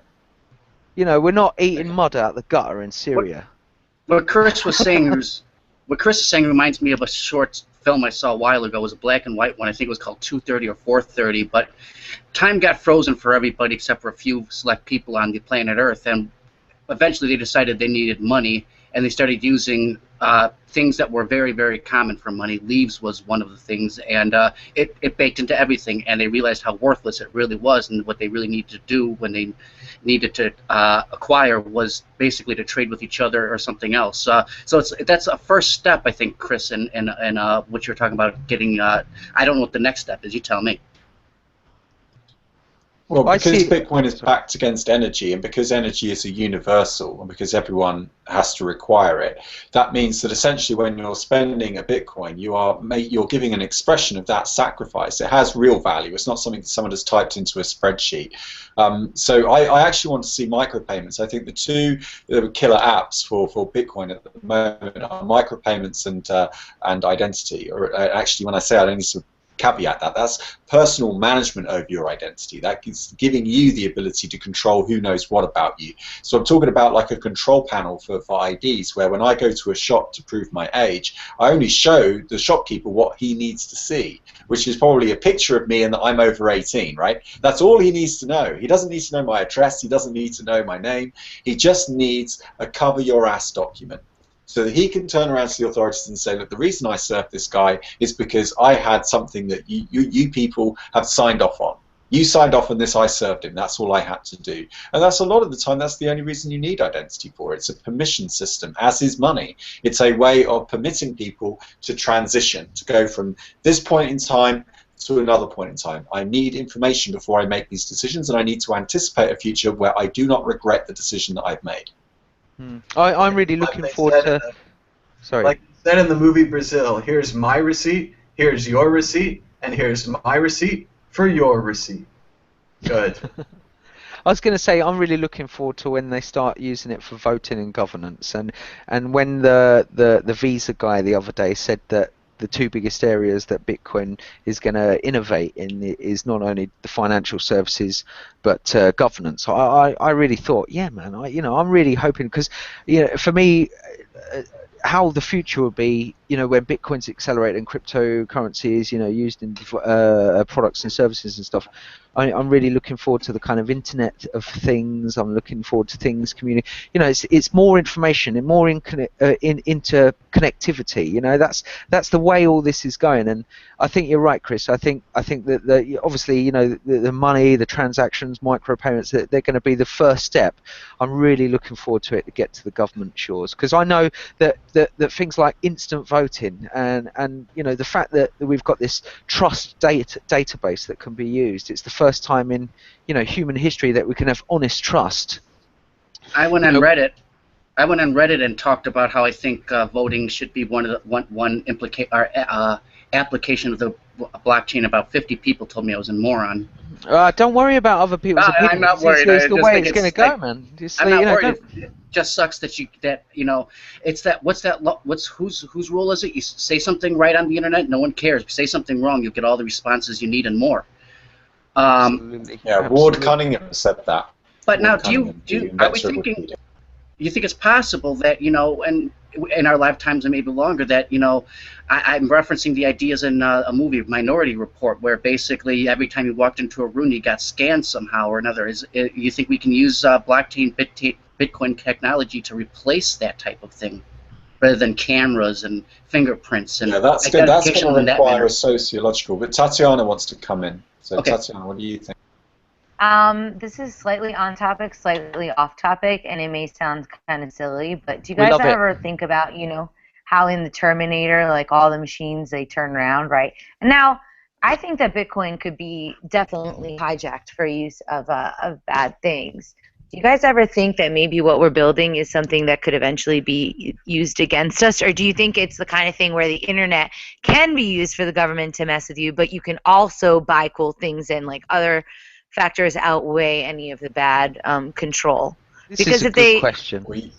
yeah, Yeah, you I should give it my definitely trust. check out Taylor Swift. You should definitely be checking out Taylor Swift, who, as well as being a country western singer, you may not have known this, she's also a shit-hot infosec, philosopher, also thinker, programmer, and she says this very thing, that essentially we will tell machines how to kill. We will give them a database of who to kill, and then they will learn we all deserve to die.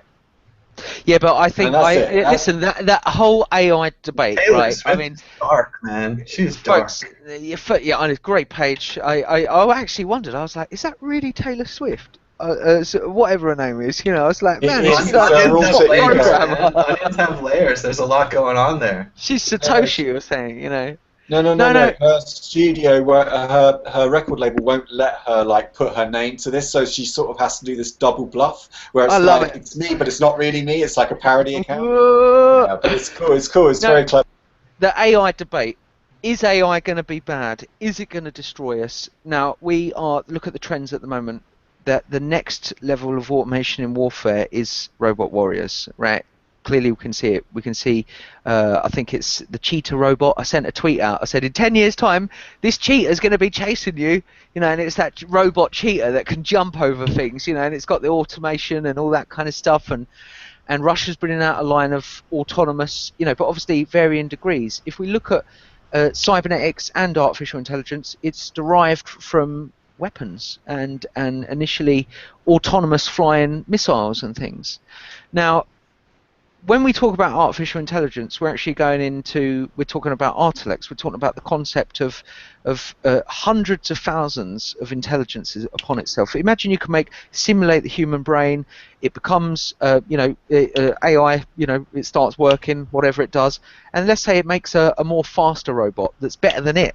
And we're like, well, that robot just made another robot that's better than it, and and then it keeps it going. And this is the whole fear of technology. You're describing the Matrix. Well, we're just actually describing the singularity, and what I believe that we come in from this perspective from human concepts. We're coming from it from notions of good, bad, actions, things like that. Who's to say that we're talking about minds immeasurably complex that are going to, if you're talking about simulating the human brain, you're talking about simulating of motions, simulating of, all the things that we feel as human beings. Who's to say that when you times that by 1,000, times that by 100,000, we're talking about some form of God? We're talking about some form of, not necessarily, evil, but I've got a feeling that we're gonna be pleasantly surprised by and artificial intelligence is really bit by bit by bit by bit. And I think the actual technology behind artificial intelligence is very embryonic, i.e. we're still in this kind of binary computing. And I wonder about quantum computing, trilateral computing. Yes, no, maybe. Well, quantum computer is going to happen. I mean, it's starting, and they've figured out how to smooth these atoms, the particles, and say tickle them just enough to make them do what you want them to do. And yeah, now 1 bit can be 4 things. If that happens, dude, it's going to be like the Marvel Watchers. It's just going to sit there and watch us. It's not going to do anything. It's going to say, let them fuck themselves up. This is interesting to me. Well, it might see the sacredness in life. Who's to say that it might want to say, hey, at one point, but then I realize how stupid we are. I just, my gut feeling tells me that it's like trying to understand the symbology of an LSD ayahuasca trip. You're not just going to understand it through the metaphor of a straight mind, And I just think artificial intelligence isn't going to be so clean and cut. However, anyone seen that film Automatica? Hello? No, all right. Basically, they build a robot. Is it good? The robot's really... Sorry? Is it good? It's absolutely brilliant. What's the name of it? Should I look for it? I need movies that are out there. No, but the idea is they build this robot, right? And this robot is so intelligent, it quickly makes loads of other robots that are better than itself, and they have to shut it down. So I understand Stephen Hawking's idea, but I just think we've got to go into it brave. And my concern is that the way they play ball, like these guys make viruses. These people in power, the power, structures of planet Earth, they're coming from it from their perspective. So they're definitely going to put in a bomb. They're definitely going to weaponize it, and they always do weaponize things. And that's such the shame with these kind of things, because I could imagine AI helping us. I could imagine AI automating every traffic in the UK within the instant. Boom! There we go. Could you imagine if the aliens were just like us? If the aliens were run by an elite power structure and they polluted everything and destroyed everything?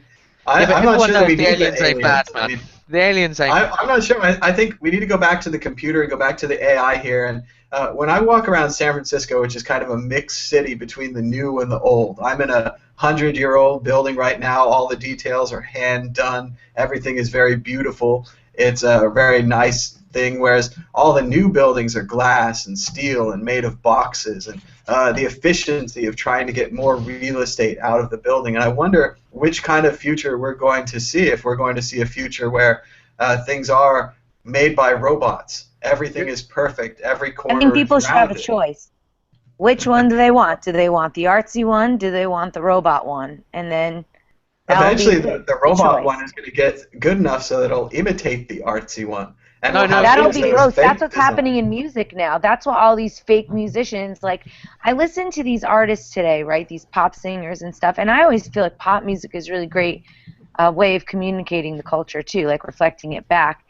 And like, some of these girls are technically good. They're pretty. They've got like nice bodies. They like, do stuff. But there's that something missing from it, that connection point, like, even when they sound like they're reaching some sort of part of you that resonates with them, there's still something that's lacking. Because the record company cuts it off. But not Taylor Swift, just for the record. That's not Taylor Swift. I do like Taylor Swift. She's okay, but I'm not convinced that she's not like one of them either. I don't know. I'm a little concerned. She released several audio files on her new album where she describes writing the songs. It must be real. Wait, no, she's cool. She is cool. She's a thinker as well, and I love anyone who's very cerebral and very I love thinkers. And I just wanted to say that David Boville, who's joined us online before, has got this amazing concept, which is that we should fight our wars or our conflicts in virtual reality rather than taking them out on a physical plane. That we should really go into Minecraft and settle our disputes there, because if all it comes down to is posturing and risk management, and like you're going to take a risk on a judge and you're going to pay all these lawyers, or maybe you could have a little battle. As long as you can agree on the terms, who cares? And actually, I think psychopaths should probably be weeded out at birth. If you give birth to a psychopath, it should be special detectors, and then put them in the matrix and let them have their dirty ways. Let them do their command and control shit, but let them do it in a virtual reality. Let's not let them loose on the earth itself. Whoa. See, that's just what George Carlin said. We should put them in fences, and we should fence them up. guys, I'm going to direct us back to our original topic, though, for just a second. Go on. We're hearing that in 10 minutes we're going to hear the sentencing for the Silk Road. Carrie Paul from Motherboard Magazine is in the courtroom. She said, "There's a 10-minute break before the Silk Road sentencing. Ross Ulbricht gave the judge a final, tearful plea for leniency." And she followed up saying that the parents of the Silk Road victims also spoke before the sentencing. Ulbricht broke down in tears as he apologized to them. "I never wanted that to happen." Very sad. Also, the deep web director Alex Winter is also there outside the courtroom, and he's giving an interview there with Reason TV. This was just sent to me by one of our viewers. How fantastic that they're advertising. What is this deep web? This is the Bill and Ted's Excellent Adventure guy, so this is presumably deep web. Yeah. The Hollywood movie is there publicizing their Hollywood movie. Oh, and he's being interviewed by Kurt. Dude, this is the movie that's awesome. You're missing the point. Really? Alex Winter did a great movie. This movie is the voice of us. Cool. Okay, I'll take back what I said. It's the best movie, totally. Don't knock that movie. I loved it. Where can we download it? Can we download it right now? It airs on Epix on May 31st. Epix is a cable channel, and then the following month in June, I believe they're going to be releasing it out on like all those online, distribution channels. But it's airing on May 31st. It's also touring around. Like, they're hoping that it'll do well in festivals because then it'll get better distribution. But Epix is pumping it pretty hard. Bill and Ted are cool, man. They're most excellent. All right, so it's a movie that I couldn't have seen yet, Like, so I have no way of knowing anything about it. So, but yeah, they are there at the So I also wanted to add to the comment, to go back to our original point about weeding psychopaths out. You know someone's a psychopath when they start to want power. So if they want to run for election, or they want to run for office, or they want to like be a politician, like ask them what they want to be when they grow up. And if they say politician, you know right now this guy's a psychopath, because nobody in their right mind should ever want to be like one of the janitors looking after society. It should be the job you only do if everyone acknowledges you're good at it, and you can't avoid, oh yeah, you're right, I am really good at running this stuff, I suppose I should do it. You know, it shouldn't be something you aspire to. But you got to remember though that in the day's age of kings and whatnot, that you know, it was ruled by the sword, and that on an evolutionary perspective, the sociopaths and psychopaths were the people that would skin you alive and save the village. They were the people that would cut someone's head off, and they would be the ruthless leaders. So, and unfortunately, you know, when you go, if you was to go to Manhattan, I'm sure, or London City, at a 9 a.m. in the morning at some, you know, high-rise business office, you'd probably see many a sociopath hidden in their grey, dark tone colours. And unfortunately, the biggest problem though is the apaths. It's the people that put up with the psychopaths. Totally, They're the problem. Exactly. I read about that apath triangle thing. Because can you explain that first? What's the apath triangle thing? Chris probably can explain it better, but it's really interesting. I don't know about the triangle. So an apath is someone who tolerates pathology. Well, there's three, right? There's the sociopath, the evil one, right? And then you've got the apath, which is a majority of like the public. They're just a bunch of, you know, they're easily pushed around. They kind of like mildly enjoy the evil, whatever. They're just like, they don't really do anything. They're just there. But they totally enable and prop up the sociopath to like carry out their evilness. And they buy into this person's, usually like the sociopath is really charismatic and they're really good at manipulating. And normal people don't even think about like the level of manipulation that these people are doing. And then there's the empath, which is usually actually me, which is the suckiest person to be there, because you could feel that person is off and you try and warn everybody and they just think you're an a-hole. And then you just get your like whole world turned upside down because of those apathetic losers and then the evil sociopath. Yeah, that's right. He's absolutely right. That's exactly what it's like. But we've all come together. Us empaths are now finding ways to reach out to each other and start collaborating. And so we can now start to fight back. And I don't think a lot of these apaths are even that happy where they are. I think that they want it changed, don't they? Yeah. You know, it's just about persuading enough of them because they're facilitating the sociopathy. And yeah, they if can you be can good get guys. them to withdraw. Like if you can get them and they're like, not all apaths have to be complete total losers. They're like the sheep population, and not in a disrespectful way. Although I guess there's no way to say that without seeming it so. But they just kind of can get pushed around a little bit. They're not all evil.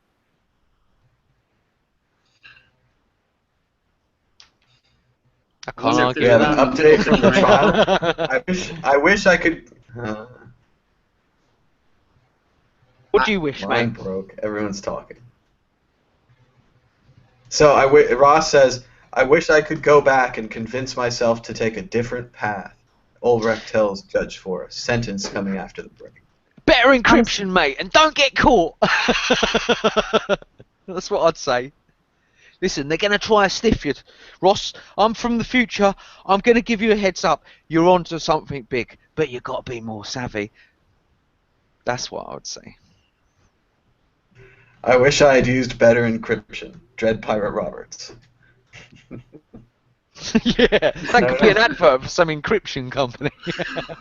That's how they could support his thing. Actually, if they really want, I swear to God, somebody would have to pay a decent amount of money for that. Because, you know, and as a side note, I know we're kind of like joking around, alternately being extremely depressed by this really, really intense day. But yeah, I think that we need to remind people that the family is definitely going to try and appeal. So you need to make sure that you're donating to them. If you have any like feeling, if you have even like $1 or anything that you can donate to this.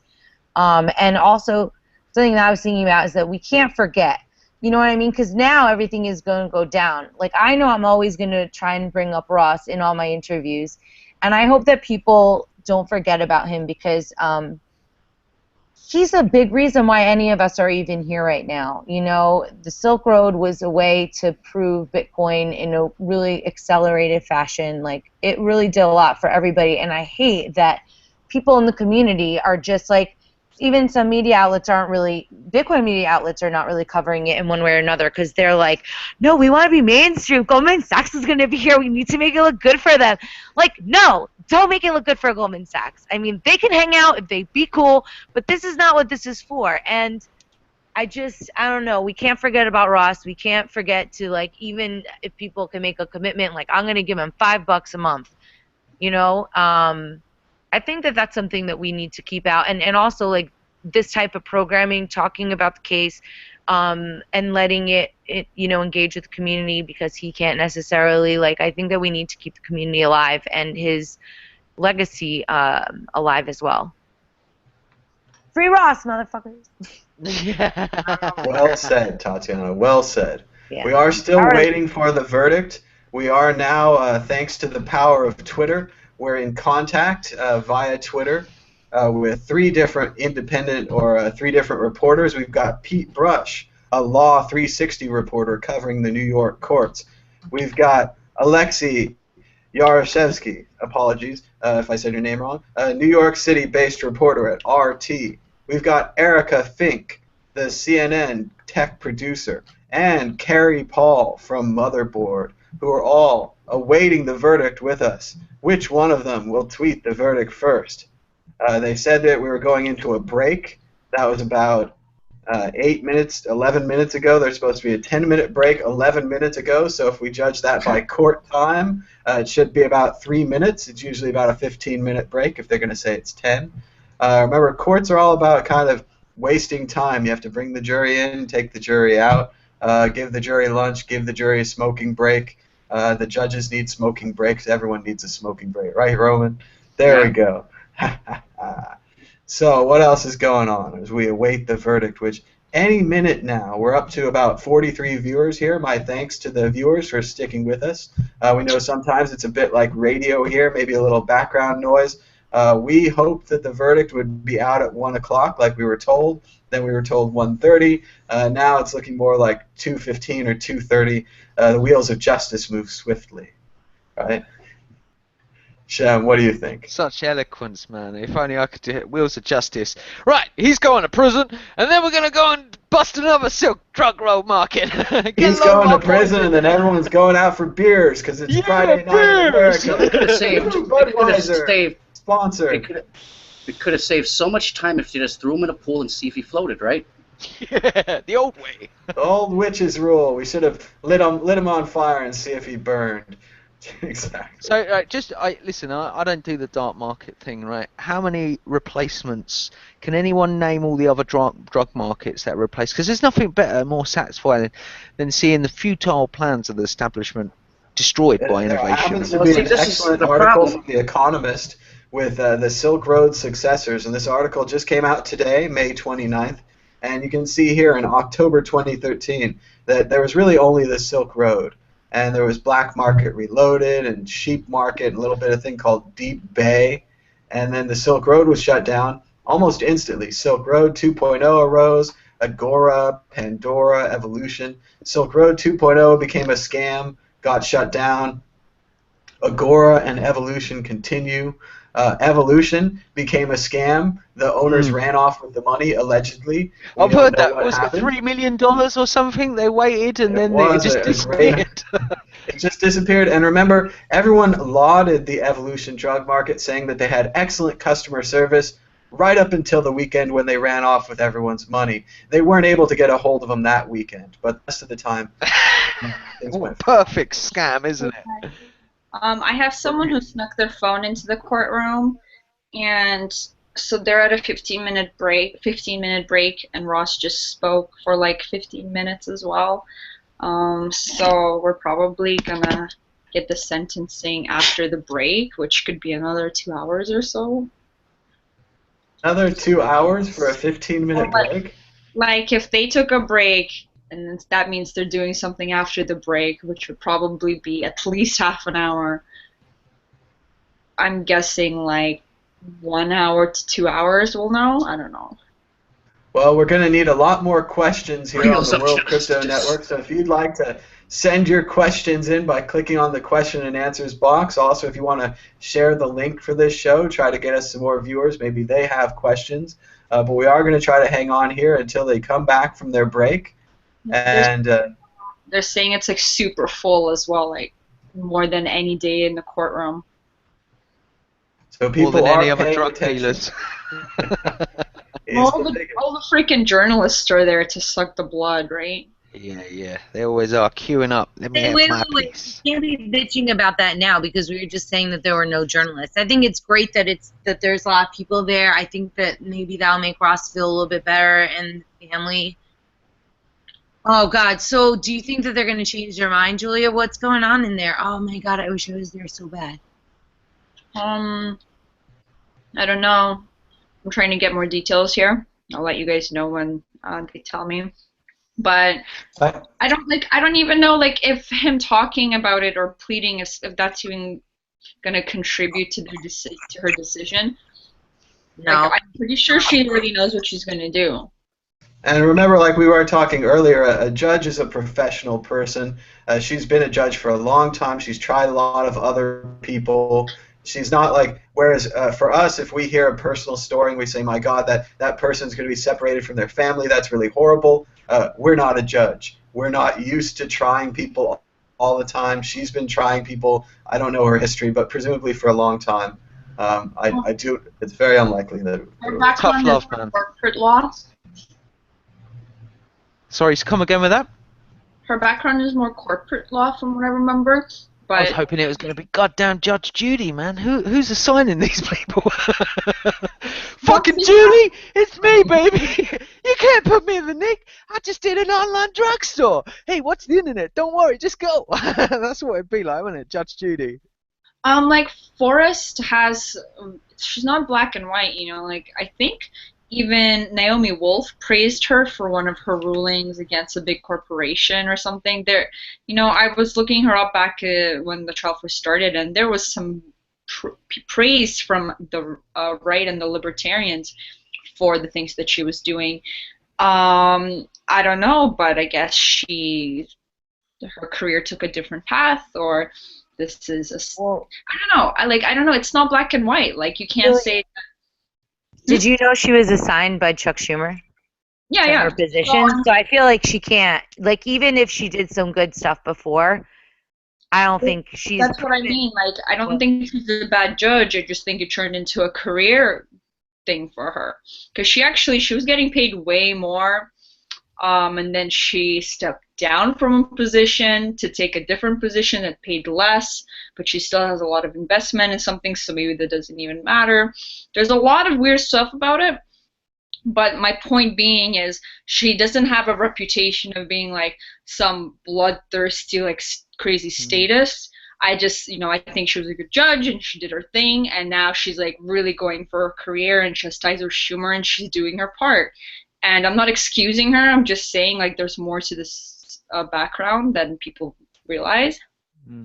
And that's the law is very clearly against illegal online drug markets, like the one that Ross set up. By fulfilling the law here, the judge is just acting as a part of the system. So. Yeah, and that's I exactly similar kind of vein. I can't imagine them. There's going to be no kinds of leniency here around this. It's all going to be thrown at the book. This is the guy that's the first guy that's done this. They're going to just go, throw that book at Ross. And remember how easy it was to do this. He did this from a laptop. He did this from a coffee shop Wi-Fi, a library Wi-Fi. He didn't need a supercomputer. He didn't need he had a computer science background. He didn't need a doctoral degree. It wasn't it's not a math issue here. It's pretty simple to set these up these days. Well, he had a physics background. He didn't have a computer science background. So I imagine that they're just going to throw the book at this guy. They're going to want to use him as an example. Because the thing is, Bitcoin is such a earth mover that you know, they really need to. The establishment has kind of cozied up to it slowly, and they really want to make sure that, you know, they're putting the message out there. You know, we ain't accepting no illegal stuff, because there's a kind of inherent fear of any technology that takes you outside of the rules of the establishment, and it becomes then an enemy of the establishment. And that's what so many of us have been working hard, because that we didn't want Bitcoin to become an enemy. We didn't want it quashed by the system before it could get out, you know? Is this... Oh, go ahead, Julia. I was just thinking with my friend the other day how, like, there's been a lot of cases similar to this. You know, like, look what Capitalism did, and he didn't get time, right? Because he cooperated, and I'm pretty sure he gave people up. And so did he become an informant like Sabu with the old hacker collective, LulzSec? Charlie Shrem cooperated to a great extent, and he got a pretty... I mean, for what he could have gotten, he got off real easy. And so I'm just wondering, like, did Ross even get the opportunity to cooperate, or did he take the high road, or did they have... in my opinion, I don't think he even got the chance. I think he was just... They chose to crucify him. Like, this is a huge... But as I understand it... remember that Charlie Shrem and the others broke financial laws, which are upheld in this country, but not in the same way that drug laws are upheld. By breaking drug laws with Bitcoin, Ross went into a whole new arena, and I agree it's very unlikely that they would work with him or seek leniency. As we saw with the Silk Road 2.0, they had lots of guys like that in the future that they could lean on. And as we know now, when you trust your data with a Silk Road drug-selling website, you have to be careful who you trust your data with, because they could just be straight-up feds. But surely Karpelis's loads of Mt. Gox's accounts were linked to Silk Road stuff. Like I mean, that guy is dirty. That guy's dirty in all across the board, and he can get any time. What, Mark? The laws in Japan are different regarding bankruptcy, and the Karpela situation is still being sorted out. I believe he's still legally responsible for the Mt. Gox disaster and collapse. So we'll see. From what the picture I've understood of Silk Road and how it come down was that because it was a new market, as I understand it, they wanted to infiltrate it, get in there, understand its workings, take it over. I understand that they took over a couple of system admins. Is that true? Mm-hmm.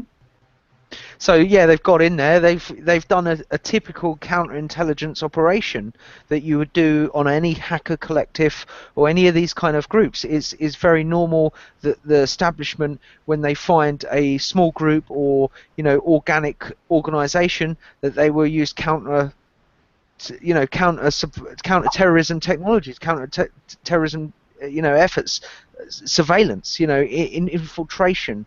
You know, and it just sucks, man. As soon as it goes like that, I'm like, oh, man. Anonymous, they've become a vehicle for, you know, foreign policy for a number of countries. You know, they're almost now anonymous.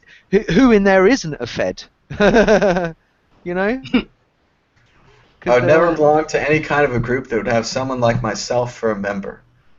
We've got a couple of questions here from the sidebar. We've got Isaac, who says, "Greetings, people." So how's it going, Isaac? And we have a question from Pepino. And Pepino writes, what is he being charged for? He just created the platform. He wasn't the one selling illegal contrabands. And sadly, it is a very complicated case. Early on in the website, Ross did sell some psychedelic mushrooms on the website, which he grew himself. So he is involved in that way. He also received funds from the sale of the drugs on the website. It wasn't like it was just an independent platform. He was getting a cut of proceeds from the sale. So it is a very complicated case. He's charged with quite a few different crimes, and he's been convicted of the crimes. We're awaiting the sentencing, which is how much time he would have to do for these crimes. How much time would a drug dealer of that magnitude get normally in America, guys? That's the problem is with these the offenses of a database like the Silk Road. So many drugs were sold, so many transactions that are all around the world. I can't even. You just kind of, your mind boggles. I don't even know how many transactions there were. 10,000, 20,000, 30,000. Could you imagine on the street he would have to have been selling all day and night for 365 years. I mean, the amount of manpower it would have taken to do this job if he hadn't had the help of that pesky website. You cursed SQL databases, you dang PHPs and HTMLs helping him sell all this stuff. It never would have been possible. So I blame the technology. It's clearly the technology at fault. I'm thinking about conjecturing right now the thing we haven't really been talking about, the opposite, just in case, and this is a conjecture, they don't throw the book at him, they don't make him, you know, an example. You know, could this go into the same light that we have, I don't know, Captain Crunch, Kevin Mitnick, what's that other Packard Bell guy, I can't even think, Lamos, you know, where, you know, eventually time gets served, 20 years, maybe he gets 20 years, you know. Again, I'm just throwing out the idea that they throw it at him, and becomes productive. Not to say he can't. No, not questioning his character whether he would or not. But I mean, I don't know kind of where I'm going. I think, Tom, you have an idea. You look like you have that light in your eyes, like you understand. Well, I do agree. It's very unlikely that he'll be treated like Elvis and taken into the Oval Office and given an official federal drug inspector badge, turn things around.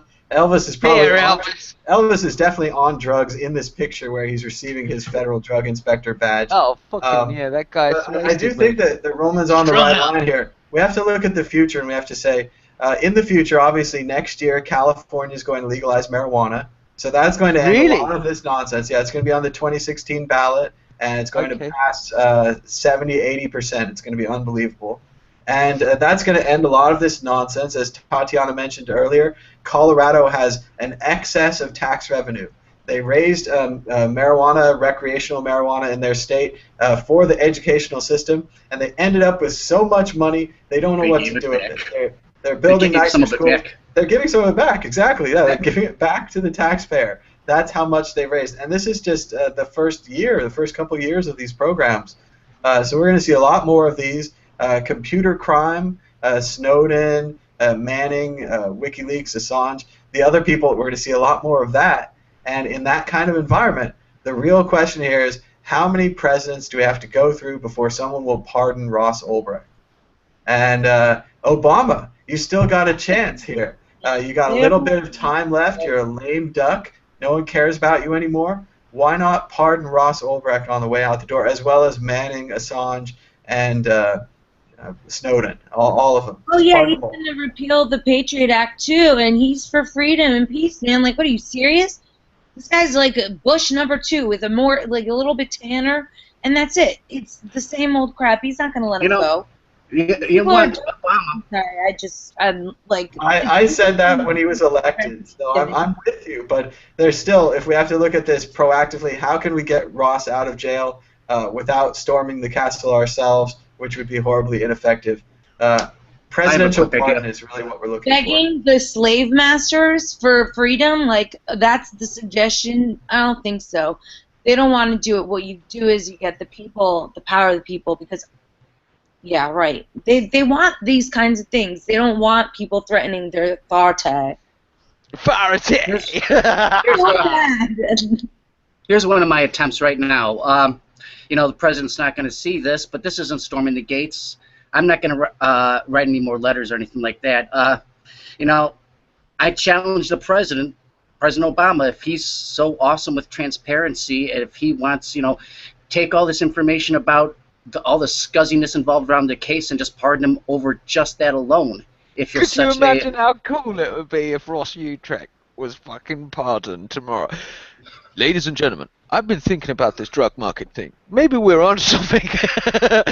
You know, I mean, the truth is, ladies and gentlemen, and I'm afraid to break the dream to you, do you really think they're going to let some hippie chump tech guy who knocked off a load of drugs be pardoned? You know, Christ, they're not going to let anyone get in the way of their business interests, and that includes the global drug industry. You know, I'm afraid that they're going to throw the book at that guy, and we're probably never going to see him again. And that's the tragedy in this situation. You know, I was not depressed for about 5 seconds. Thanks a lot. No, it's all right. I'm going to bring you up in a second. Don't worry.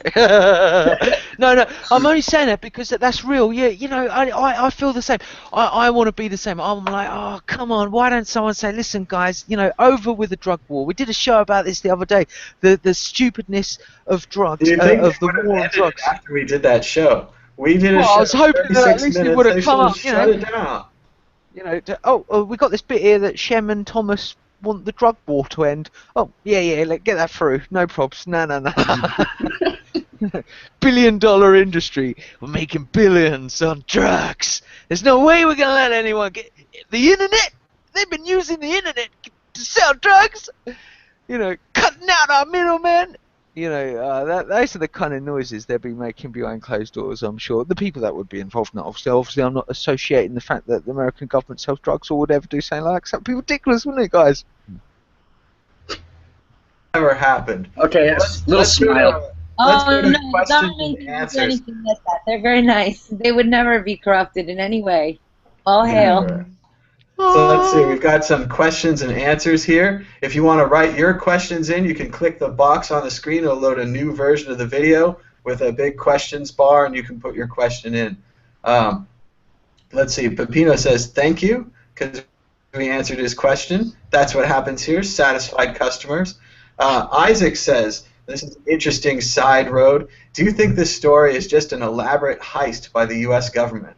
Paranoia creeping in. And at first, some of us thought that it was really just a good way for the government to get their hands on some Bitcoin. But as we all know, the government famously and foolishly sold all of their Bitcoin. So we don't know what's going to happen to the government in the future, if they'll regret this decision. This isn't my official stance on the situation, but I don't trust anything not to be a psyop at this point anymore. Anything could be. I mean, Snowden could be a fucking psyop. I don't know. It'd be the best fucking psyop if they did, to make everyone think they'd fully weaponized cyberspace. You know, imagine if they made a guy believe that oh, by the way, we've got software, spyware, and everything we run it. And like Snowden's thinking, oh my god, they run everything. Shit. Oh my god, fucking they've got every communication. The Russians are like, really, is it true that America's got it? And Snowden's like, yeah man, they've got it. And the guys in the CIA go, oh my god, we don't even know what Bitcoin is. Remember, and that's the beautiful part of the whole Cold War, is that while the U.S. was out developing all this new technology, the Russians were putting mirrors around their missiles to make it look like they had more missiles. So sometimes it is the low technology that will work. So Low tech's the greatest sometimes. It's the only thing that defeats the high tech, really, usually. there it is, people on the ground. Let's see, we've also got another question here from Ajan. Ajan says, Ross being held responsible for all that happened on the Silk Road site sets a bad precedent. Will bank managers now be held responsible for all activity within their organization? And it is a good question. That's a really good touched question. on that, Tom. You said that the financial legal system is different than the drugs and criminal system. Although I don't know why the financial system isn't the criminal system. One of the early defenses that they tried to get Ross off on is called the crack house defense, where you say, I just happened to own that crack house. I didn't know that they were, selling and using crack there, so you shouldn't be held responsible. But what the judge, and Judge Forrest, as we've said, we're waiting her decision, the sentencing, she famously said, it's as if the architect had designed the house to be a crack house with hidden rooms and secret passageways and places where you could hide your stash. So yeah, the judge did not reflect that the Silk Road was just a generic market that happened to be used for drugs. This is very similar to the ISO Hunt case, where ISO Hunt, which was a torrent website, actually a torrent search website where it would search other torrent sites, so they didn't actually have any torrents. What they got taken down for is having top 5 lists. They had like a top 5 music and a top 5 movies, and because they were making it easier for people to find pirated content, they were then taken down. So it's a similar, the crack house theory doesn't apply. And what was his question again, Thomas? Can you read out his question, mate? Sorry. He's saying, are we going to hold the bank managers responsible for their organizations? No. No. Do you, these guys, the global finance? We've just had LIBOR. No one's been put in prison for LIBOR. And that was the global monetary system that they peg rates at, and that was being manipulated. That's like Gordon Gekko stuff, yeah. Those guys get away with it. Now, I'd love to tell a story that the good guys win in the end, but the good guys got to keep fighting, and that's the situation we're in. That's the real story, and it's not satisfying. The good guys keep fighting at the end. At the end, everyone goes back to their desk and goes back to work, and we just keep fighting this thing because the bad guys keep fighting too. Right, Norman? I'm going way off subject here. I wanted to comment on this thing in the chat here. Tatiana was asking about me murdering people because of the stuff on my hands. If you go up, Tatiana, you'll see that up in the top. I said, please excuse my appearance. I just was painting the house as I heard the notification for the show. I just thought it was funny enough to throw in. It's a little subplot for the trial. Has Roman just murdered someone before the Ross Ulbricht sentencing and then appeared on television for 2 hours? Let's see. It sounds like it's a good alibi, right? Not having a problem. So let's see. We have a question here. He says he's sorry he posted the question in the comment section, so I'm going to check the comment section. I'm going to check on Twitter as well. People are also asking, where's the questions box? It should appear if you're in the normal browser on the web. It should be kind of an overlay questions tab that should come up here. Otherwise, we'll look for your question on Twitter and other places. And who's Shem? Roman? I'm a musician, artist, and human. No, I know who you are, Shem. We've talked before. No, I was saying the model of the headset in the chat. They were asking. I was wondering if they were meant me and Tom or you. Oh, right, all right. Hey, someone else could be this. I'm very off topic now. Back on topic.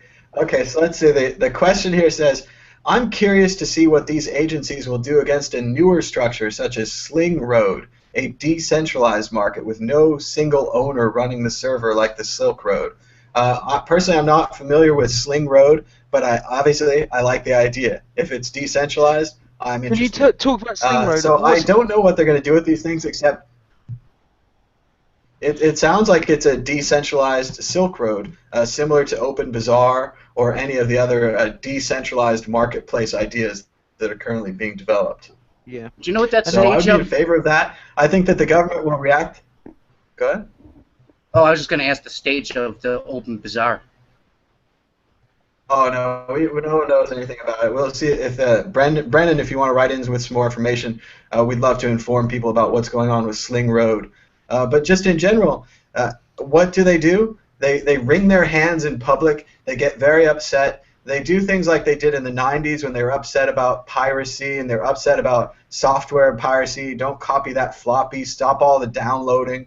All these ineffectual things. And then behind the scenes, they try to get the laws changed so that presumably going to one of these decentralized drug markets would be illegal and you'd get kicked off of your ISP. They start attacking the users rather than the creators of the websites, and then eventually, as we saw with the MP3s, it takes years and years, they realize that attacking the users, i.e. your customers, i.e. the people who vote in your government, the populace, it never works. And hopefully we'll get some change. But it's going to take years. And what elegant description, Thomas, of the, and that's the problem and frustration that we find, and what we've been fighting for with the Bitcoin, is that we've been wanting them to come on board and see the beauty of it and see the simplicity and the way it could revolutionize the planet.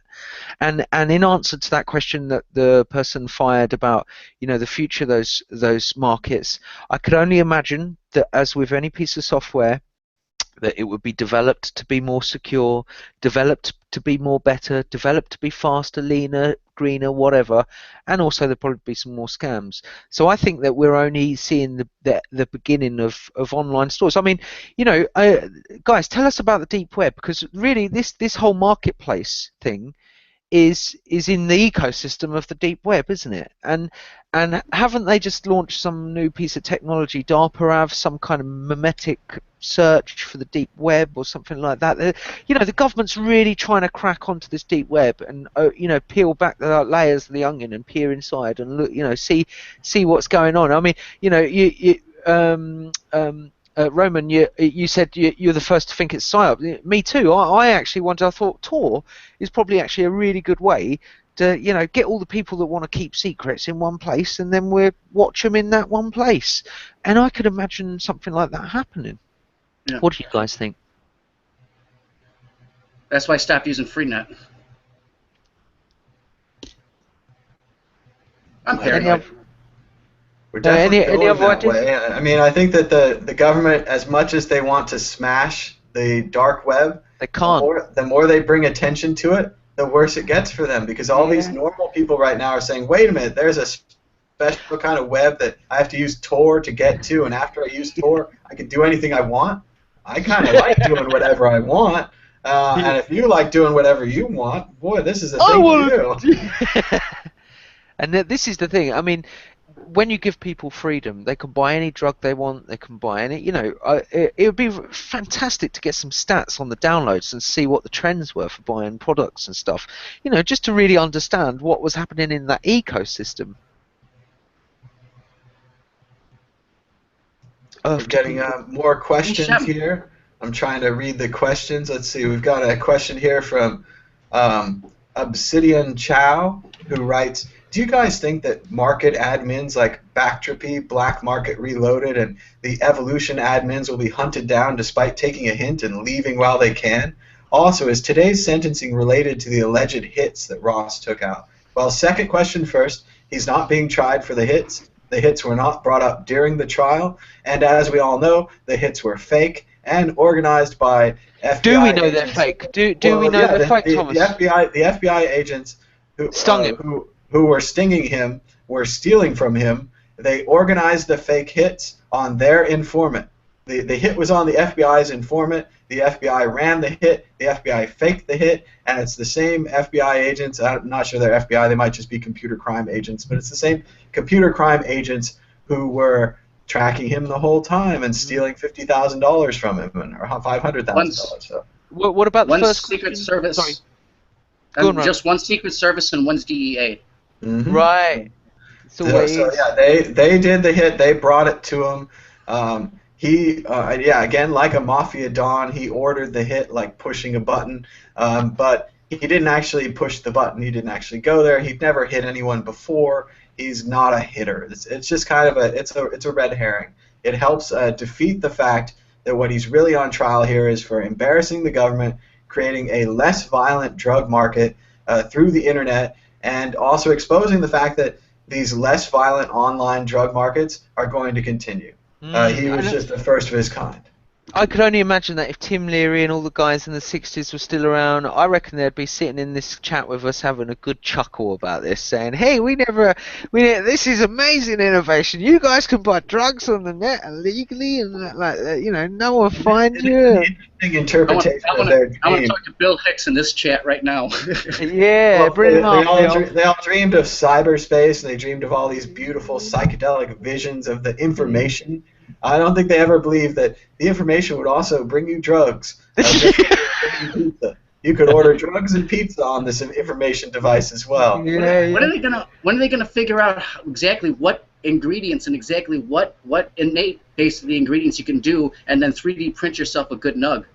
There you go. 3D printing of drugs. 3D print of pharmaceuticals is already being researched, and part of the whole designer drugs thing is one of my favourite books is a book called Tryptamines I Know and Love, and it shows the chemical formula of LSD, and then it shows AMD, AMZ, and loads of variants, sisters, brothers, cousins, and uncles of the major drugs that we're familiar with. And obviously the major drugs we're familiar with have had, cannabis has had 1 million years of clinical research on it, most trusted drugs day one, whereas other drugs have had 30 years. But these new generation of smart drugs, designer drugs, where you take one molecule off, it's slightly different, does a complete different thing, they're really potent. And I was actually warning people the other day about they're called legal highs in England. We've had a lot of people get really sick from doing bongs with cannabinoids, GHC, GHD, and they're doing a little bit thinking it's going to be like a bit of weed, and and they have a fit and die, really, we're in. I don't want to slate designer drugs or or the next generation of drugs, because any psychoactive chemical has a usage, okay, when used properly. You know, abuse is abuse, addiction is addiction. They're all low base energies of the humanity, you know. So I think 3D printing of pharmaceuticals and chemicals and food will be the future. You got drugs. And to go back to the question for a minute, will they hunt down the other admins of these markets? Evolution famously ran off, or allegedly ran off, with the money. I think they'll hunt them down, but probably more for taking the money.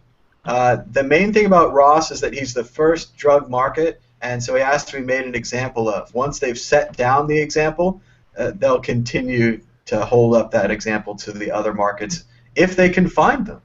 For all we know, the Evolution guys did a really good job with their operational security, and they disappeared completely. I have no information for or against. So we'll continue with some questions here. We are awaiting the decision.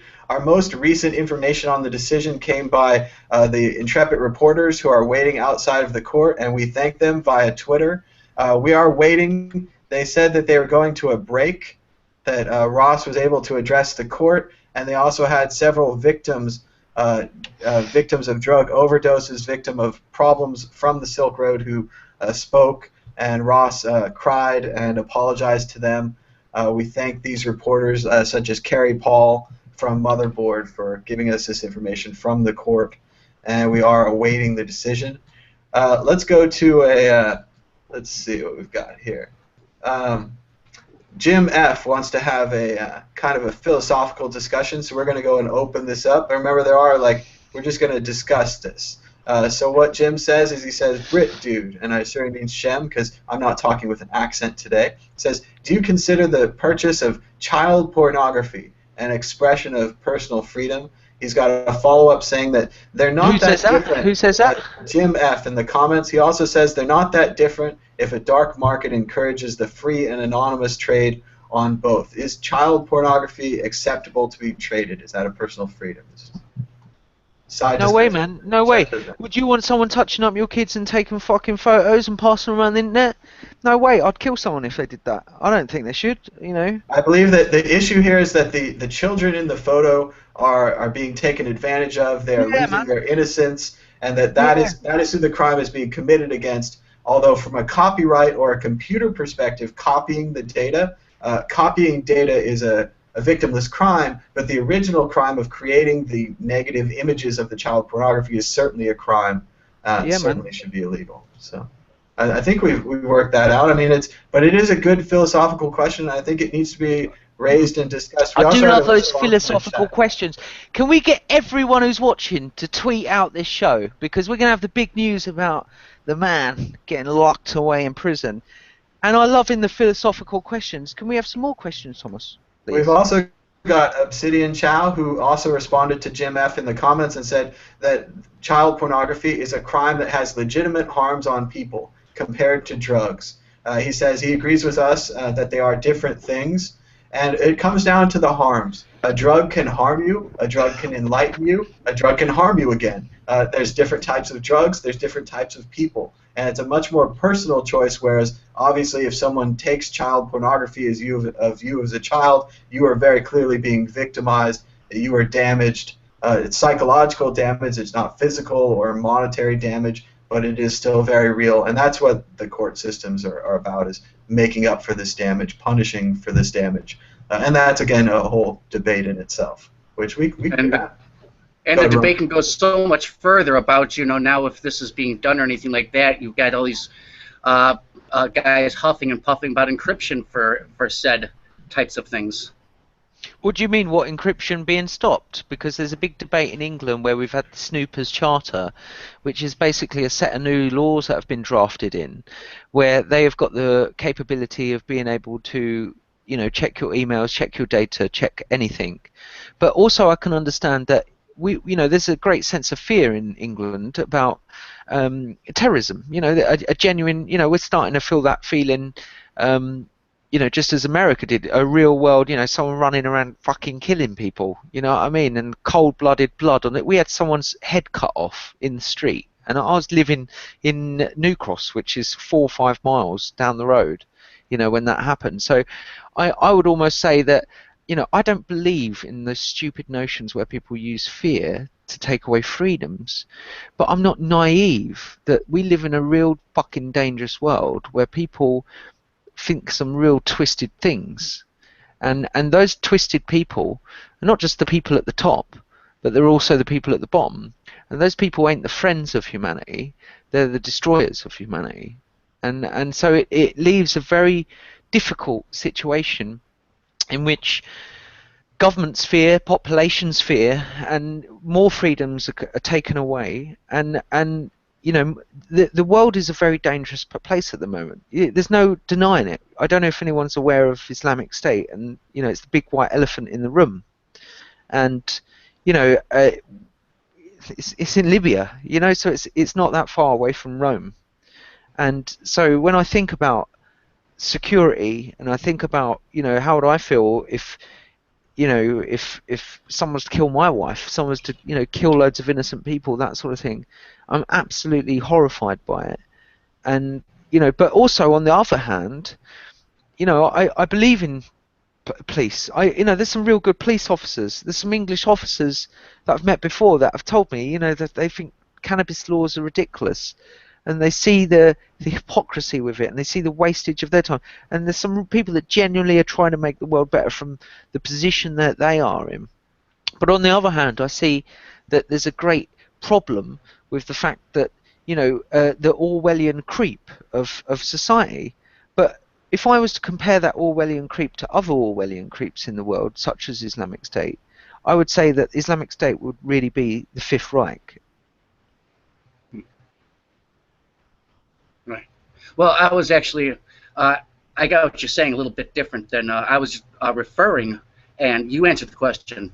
I was referring to basically that Google and Apple, at least in the U.S. here, they've announced that they're going to go total encryption all of the time, and the FBI and a couple other law enforcement agencies just got all huffy and puffy and say, you can't do this, that we're never going to be able to catch a criminal if you guys you know, make your phone lockable, and that we can't get it and you can't get it and we can't order it. They got really huffy and puffy about that. That's all I was mentioning. But yeah, that's finally the promise of computers and the promise of encryption delivered to everyone.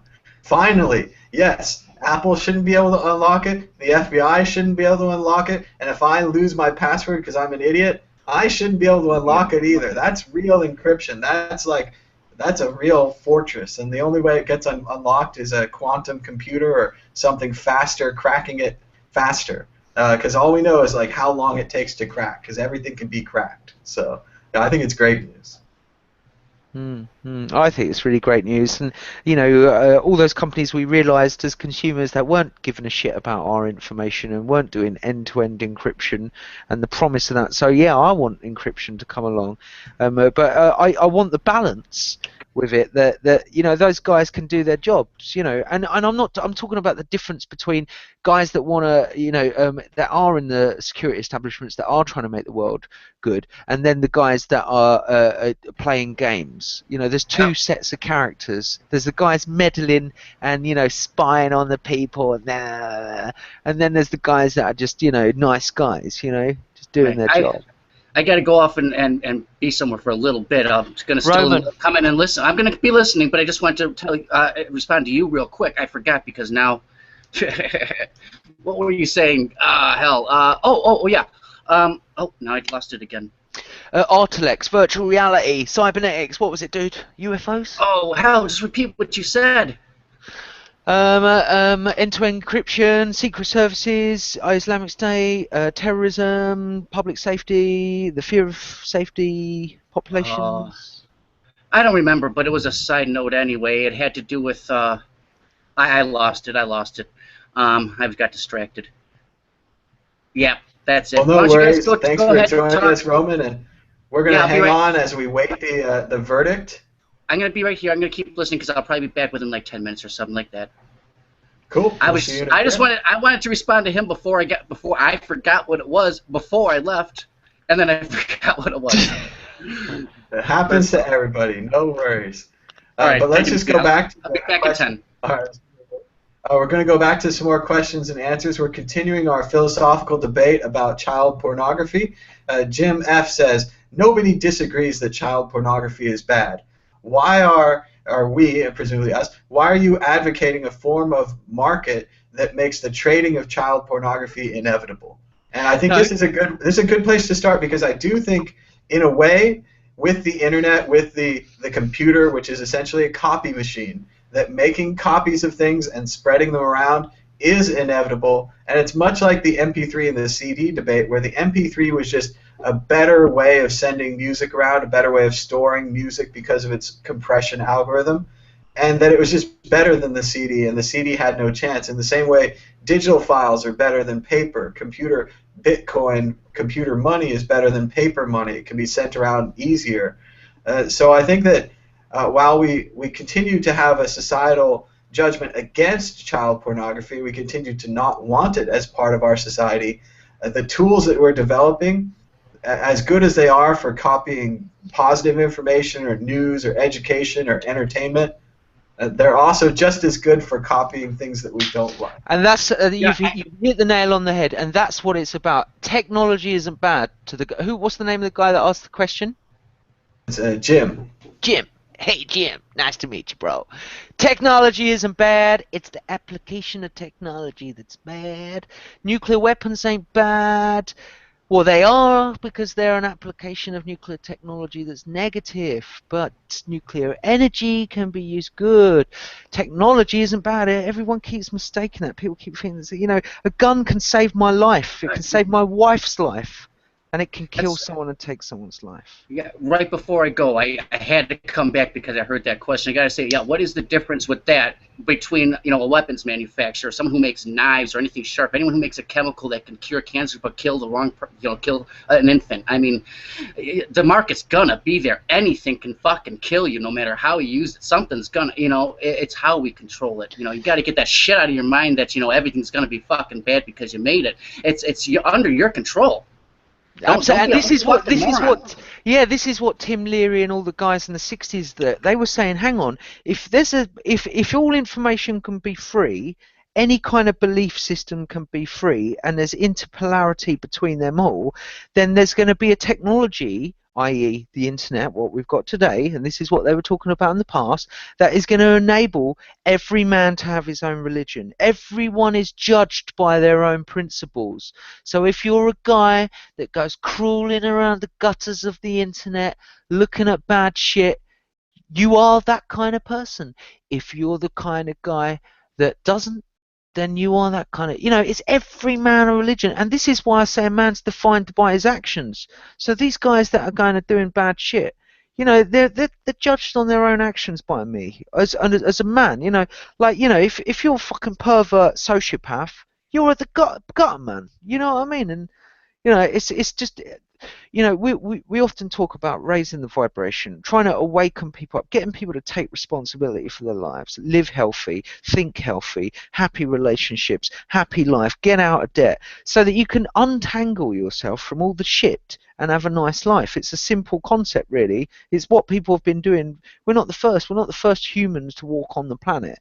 You know, we won't be the last, but we're the first people to have the beauty of the internet, to have all this information out there that we can choose, you know. And that's what I loved. I remember when I first got on the internet in like 1998 on a 5K modem or whatever, and I was looking at everything. I wanted to learn. It was, you know, finally I opened a newspaper and I remember reading it thinking, shit, I don't want to look at that. It's fucking their opinion on the subject.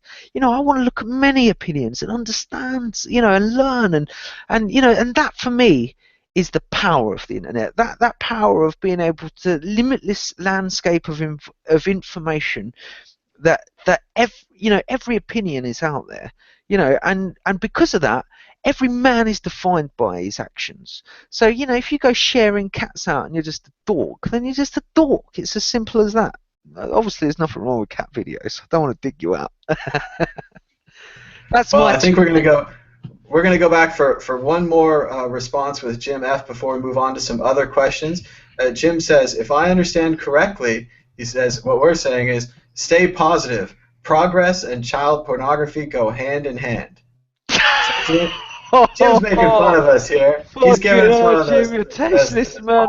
hard answers there, but I want to give him back a little bit of I Heart Huckabees, which is a great movie you should go see. And in I Heart Huckabees, they kind of talk about this basically, but imagine the black in this picture to be every bad thing in the world, every bad idea, child pornography, murder, death, hate, dislike, everything. And the white in this picture is every good idea in the world, love, happiness, joy, sex, anything that you think is good is in the white part, right? Notice how the black part is always right next to the white part. Even in this section here that is mostly white, there's still a big black dot in it. The good things are always connected to the bad things. And that progress and child pornography are just as connected as progress in Bitcoin and drugs and Bitcoin and spending money on the internet, spending money. Yeah, everything is connected. Everything's right next to each other. We have to take the good with the bad. We're never going to be able to go forward without any good, and we're never going to be able to go forward without any bad. So maybe a little Eastern religion for you, Jim, might be too much. But look into it. Things are complicated. There's a lot of gray out there, and there's a lot of white, and there's a lot of black that blend together to make that gray. So. Absolutely. Thank you very much for that, Thomas. That was very informative with the yin-yang. The yin-yang, man. You got to go with the high-level philosophical concept if you want to talk about. I mean, do you know what? It's filled with child porn, you know. Yeah, I mean, deal with that one on news. It's tough. It's tough.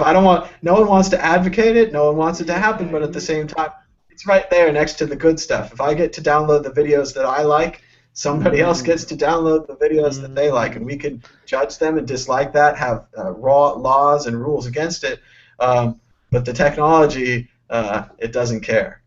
Is there any more questions? I'm loving the questions. Everyone's like, Jim, you got any interesting questions? I don't want to talk about your child porn, bro. Let's see. Jordan says, do you guys know the status of the Silk Road 2.0 prosecution? And remember, mainly, most of the Silk Road 2.0 worked for the government, so they're off the hook. So that guy who started it got kind of turned. His number 2 was straight up fed. His number 3 was straight up fed. We are definitely monitoring the situation, and we're interested to see how it turns out. But like we said before, it's probably much more of a cooperation type situation, so he's probably going to receive a lighter sentence for his cooperation. Let's see, we got another question here from Steve. Steve says, do you ever think that golden keys will be introduced, even though we know they aren't workable? And I'm going to assume that a golden key means a key that can like beat encryption, like a skeleton key, something that can unlock all doors. And basically that's kind of what the FBI has had until recently. They've had these encryption systems which were encryption in name only, where in reality Google has a decrypted copy of your file, Apple has a decrypted copy of your file. The feds just have to get at you at that point in the stack. What's amazing now about what Apple and Google are saying publicly, at least anyway, is that they're going to remove that opportunity, that we're going to have true end-to-end encryption, and it's going to be difficult for the government, difficult for Apple, difficult for you if you get your password wrong, to get into your files. And I think that's exciting. That's real protection, real consequences if you lose your password. But that's what people want. They want to be treated like adults and have encryption.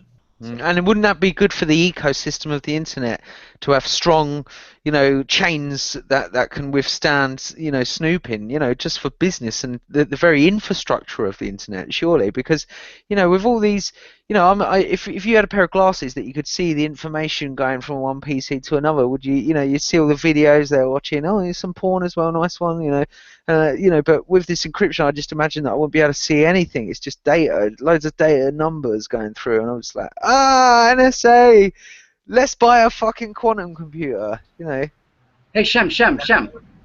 Yes, I came back for a second. I just found a flaw in your argument, and I had to tell you about it. Tell me, man. I'm an open-minded guy. I don't know. Philosophy is a team sport. I know, that's exactly right. No, this is a back argument. Remember when we were talking about how oh shit, don't tell me I forgot what's going on again. I got all excited. Fucking hell. Man, they legalized marijuana and look what's happened, eh?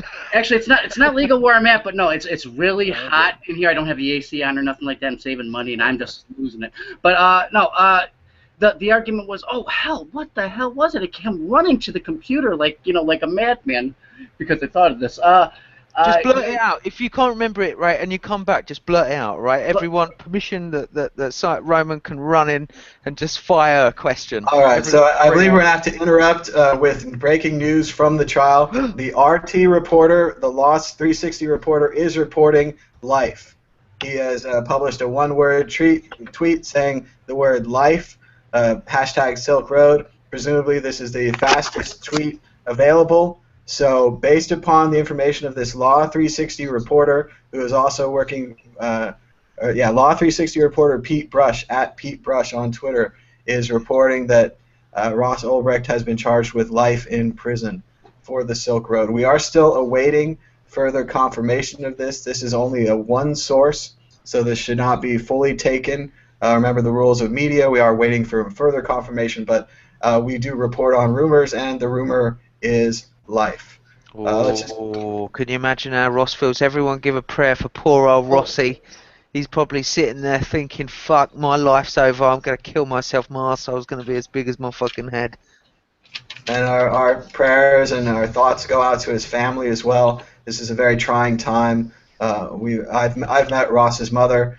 She's a very nice woman. A lot of us computer geeks, it's very hard to do everything perfectly on the internet. There's a lot of laws you can break accidentally. A lot of us feel for Ross in this situation. Certainly we didn't run a drug marketplace like he did, but we do feel that it's such a shock to his parents to have this normal, ordinary, good kid suddenly make this computer program that made his life go so wrong.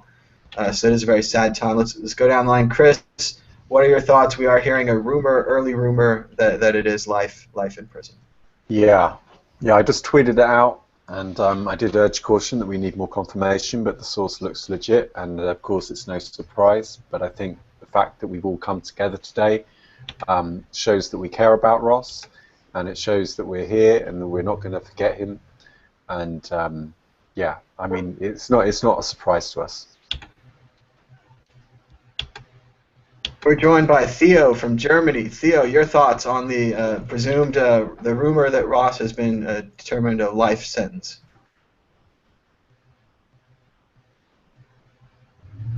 Not getting any audio from Theo, so we'll work that out. Roman, do you have any thoughts on the presumed life sentence for Ross? Again, just what we're said. We expected it. I'm not an emotional guy, but I'm sad. It is a sad time. Go ahead, very Sean. Somber, very somber feeling, isn't it? I just sitting there feeling what I'd feel like. Can you hear me now? Hey, Theo, man, nice to see you, buddy. How's it going? Love your microphone. Yeah, I just saw the link. I just got back and I saw the link, and so I thought I'd join spontaneously. I was watching Twitter. I was watching Twitter earlier, and there was actually a false. I retweeted. Of course, people at home don't retweet if you don't read the article first. That's really, And so I retweeted something that said 10 years, but that's wrong. I've come to find out. But anyway, a life sentence. I mean, that's really a shame, and I think that Thomas and Shem, you guys did a whole show about the drug war. I think that's a good context about the whole thing about what's going on, and there's a bigger debate here, isn't it? And this is what it's like. A guy's fucking life to is make down the pan. Tatiana wants to. I think that it's to make an example out of someone. Yeah, This is they throw the book at the guy, man, and that's what they did. I said earlier. I said they throw the book. There's no mercy. Because the system doesn't know how to handle the guys at the top are thinking, fucking hell, they've got money hidden out of the system buying drugs online that we can't track. What the fuck? Get this guy in for life, man. That's the way they think, man. Yeah, it's so fear, isn't it? We're not going to be able to change the laws right now. So, people need to support political prisoners, and I think that Charlie Shrem and Ross Ulbricht are, in my opinion, political prisoners. Okay, they did violate a law of whatever, but I mean, you can see the way that the whole sentencing was done and the whole trial. It wasn't really about the crime itself. It wasn't about the crime, the whole context I think it's all about the whole context of it, and you know, we need to support our political prisoners, and you know, right them, support them however we can.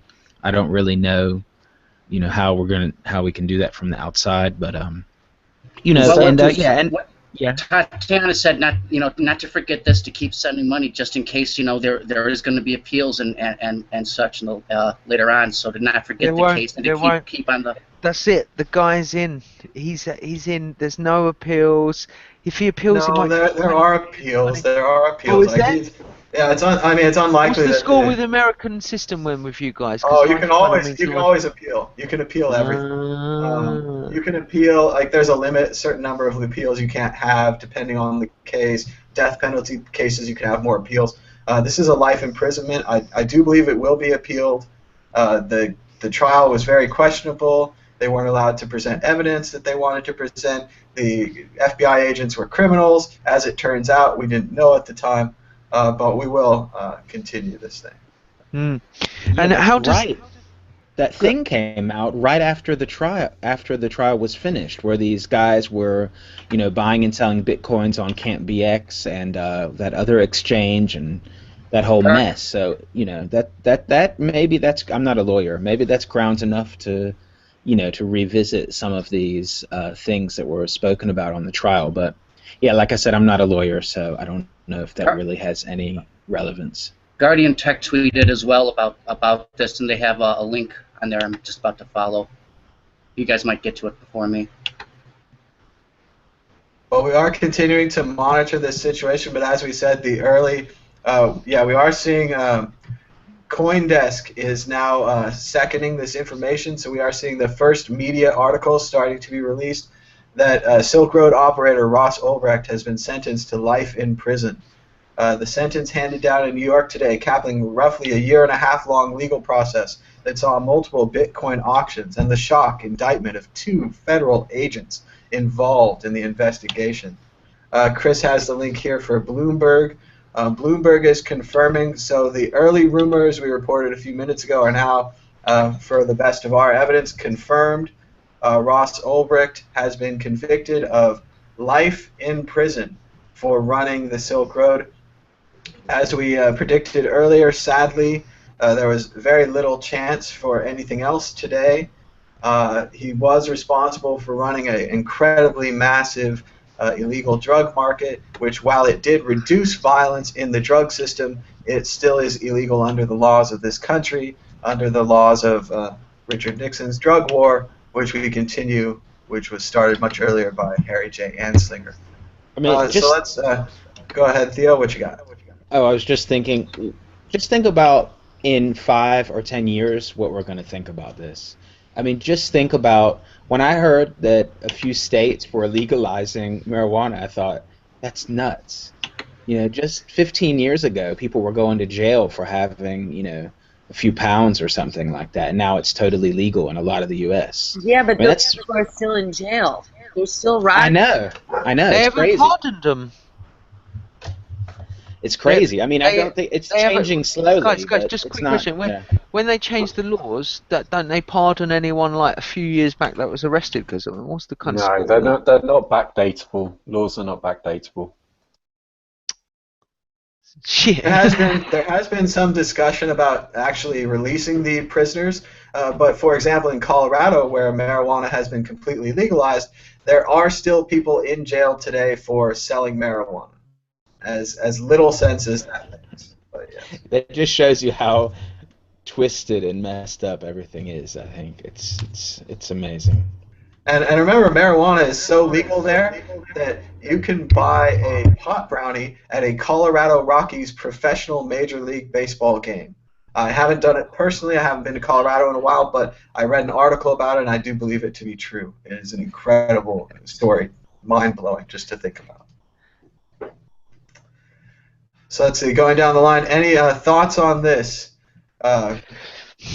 Yeah, I think that court cases, when someone commits a crime like this, It shouldn't be a court case to see whether or not they broke the rules. It should be a public discussion to decide whether those rules were just in the first place. Well, what a great idea! And if there is something that's bad, that's harmed someone, then they should make peace and make do and make right about that, man. Why does the law never think to itself, wait a minute, maybe we're the criminals. Maybe this guy's actually got a point. Would we ever stop to wonder whether these laws were appropriate in the first place? And how about we turn it into participatory politics, where people get involved in it, and anyone who cares enough gets to turn up and have a say? That's just the kind of decentralized ideas that if we can get that into some kind of blockchain thing, we might just come up with that. Because those kind of ideas are the things. You see, this is the thing. I'm not about destroying, fighting the system and the establishment. I'm about making the world better. About Star Trek. You know, get us off this planet. And the one thing that's really amazing is when an innovation makes something else absolutely obsolete. I got to admit, it's one of the most satisfying feelings that I feel. It's like when something comes along. It's like I can't wait till Visa dies. I really can't, guys. I'm gonna piss all over their fucking logo and send a turd to their head office and say, fuck you, Visa, you're going down. See you in hell, boys. Views expressed here do not necessarily represent that of the views of the network as a whole. Visa. Listen, wait, does everyone agree that Visa is good then? No, I'm just like turds in the mail. Right. Listen. Obviously, I'm not a Nazi with this. I'm just being flippant. I'm joking. I'm having some fun. You know, I'm poking at it. You know, but what I'm trying to say, right, is that the innovation that takes over and makes other businesses obsolete is good. It's really good. It allows us to free the elements. It allows us to get rid of these old crumbling empires that are no good for us. So that's another reason why I like Bitcoin. We have additional reports from the trial from Carrie Paul at Motherboard Magazine. Carrie said, excuse me, the judge in the Silk Road case just eviscerated Ross Ulbricht's harm reduction arguments and sentenced him to life in prison. Judge, there's no way that Silk Road could be reasonably expected to reduce violence. She calls the idea of the site's harm reduction a fantasy. But wait a minute. The judge is going directly against evidence there. But don't we have like academics that did, professors and stuff that said that? I mean, I'm always one to poke fun at academics, but they do good stuff too. And, they did a nice research project and, calculated all the stuff they calculated and said, hey, this reduced violence. It looked a bit like this. Well, and remember that what we have to do, we have to now, as judges ourselves, we have to weigh this evidence. The researchers, they looked at the actual data. They analyzed the logs of the Silk Road. They took several months of their lives and all of their previous experience and education, and they put that all into a research paper, right? So that's one side, the research paper side. The other side is this judge who's just told us that there's no way that it could have reduced violence. She doesn't seem to have provided any documentation. I'm going to side with the researchers. And that's such a shame, isn't it? That research, gets washed away by it's politics, isn't it? This isn't about a guy's done a crime and right, guys. You educated me earlier about the fact that when he threatened to kill someone, it was the DEA agents or whatever stinging him, right? Is it like where they set him up for failure, and then is that what was happening, right? With the that hit. Was it. It was their own informant was the one that he was supposed to whack, and it was their own agent who set him up with the alleged hitman.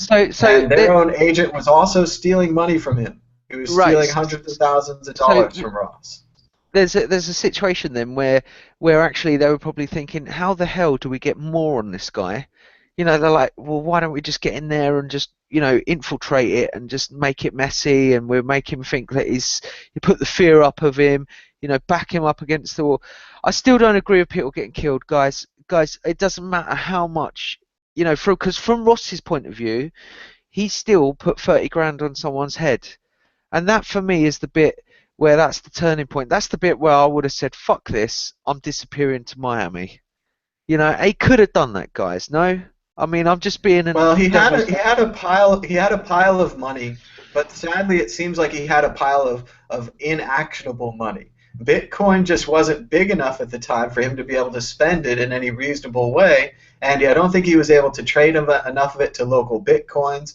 He didn't have any larger value contacts that he could connect with. I'm not sure he had a great deal of operating funds, despite the So fact that yeah, he had a lot that's of money. really interesting. So he could have been sitting there with a pile of thousands of bitcoins, thinking, "Fucking hell, I've got loads of money in the system, but I can't get it out because if I get it out, I get caught." You know, is that what you're saying? It's an interesting situation. Also, there was just no one to sell it to. There's nothing to buy. Cheap Air didn't take Bitcoin for airlines yet. Gift didn't exist. You couldn't trade for gift cards. A lot of the things that we use today in Bitcoin didn't exist when Ross Ulbricht was rolling around. So it is interesting how what an early adopter he was, and what an interesting early adopter penalty he paid in having this great wealth, but being unable, at least given his conditions, to spend it. As we were saying, Shem, during our discussion the other day, if he had worked for one of the drug cartels, could you imagine the difference of situation? He would have all this money. They would have piles of cash, fancy houses, big cars, speed boats, whatever else they have. It's a totally different situation. I don't know that the judge is really considering how much worse this situation could have been if he Oh yeah. hadn't been. If someone like Los Zetos, the Mexican cartels, would have got hold of this, I mean, Chris, Theo, guys, what's your take on if some real drug barons would have got hold of this tech? You know, they would have said, right, we're going to invite you first of all, Ross, to come to our house, get him there, and just put a gun to his head and say, right, we're in charge now. You live in this house, and it could have just went global, man. That's right, and HSBC would have set them up with bank accounts. Yeah, legit. And they designed the night drop slots to fit the briefcases with the money in them. Yeah, I love those guys. They're the best. So let's see. We've got a lot of questions. We've got a lot of tweets. We've got everything coming at us here. Let me go right to some of the tweets here from @MadBitcoins if you want to tweet us. Yuri says, and he got sentenced to life in prison for running a website. And it was up on my screen earlier. Derek had that protest sign. How many years in prison for running a website? One of the British newspapers made a cartoon of him, and that image is still out there. Strong work by Derek protesting, because yes, this is all about a website. Ross didn't actually, he did sell some psychedelic mushrooms on there, but other than that, he really wasn't selling the drugs. It was all other parties. And Frank F. says, how many innocent people has the President of the United States murdered through drone strikes? More than Free Ross ever harmed through Silk Road, I bet. Very controversial but interesting opinion from Frank. Thanks for sharing. What do you guys think? Is this worse? Drone strikes, banking crimes, illegal drug market. Rank them. Banking scams for me. Banking, I can't stand the bankers if I feel like they're just ripping everyone off. The global financial industry is one of the main problems with the planet.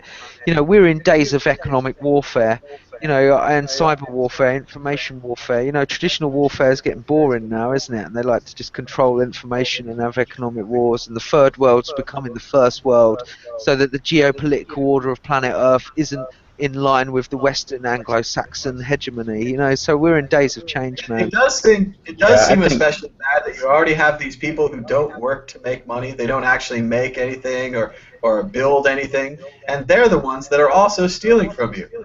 So it's great. Like, we can really get it together. So let's see. Let's continue down the line. Chris, what would you say is the worst of those? The worst of what? Sorry. Well. Banking scams, illegal drug markets, or murdering people with drones.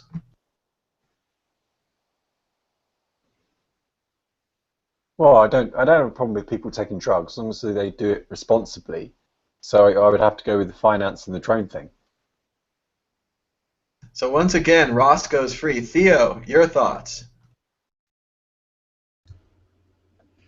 Those are all different. I don't want to rate one higher than the other, really. I mean, that's kind of I get that's a cool thing to kind of throw at someone, though. But what I was thinking is, my question is, when is Craigslist getting shut down and the people that started it going directly to jail without passing go and do not collect $200? You know, what is up with that? I mean, come on. You know, look at all the crime and the ridiculous things that go on there. I mean, it's a bastion for illegal activity and shady things, and this is really dangerous. Why aren't they going after this? I've even heard of a site worse than Craigslist, a site called Google, where you can search for anything you want, and they'll tell you how to murder someone, how to commit stock crimes, any kind of thing you want, a dirty thing, you type into this box, it'll give you the information on it. I think they should be held responsible. You should drag them out of their home. My goodness, people can access free information, not through the media. What's going on? And it's as if they designed this search engine to give people this information, to aid them in gaining this criminal, sometimes, knowledge. It's shocking, really.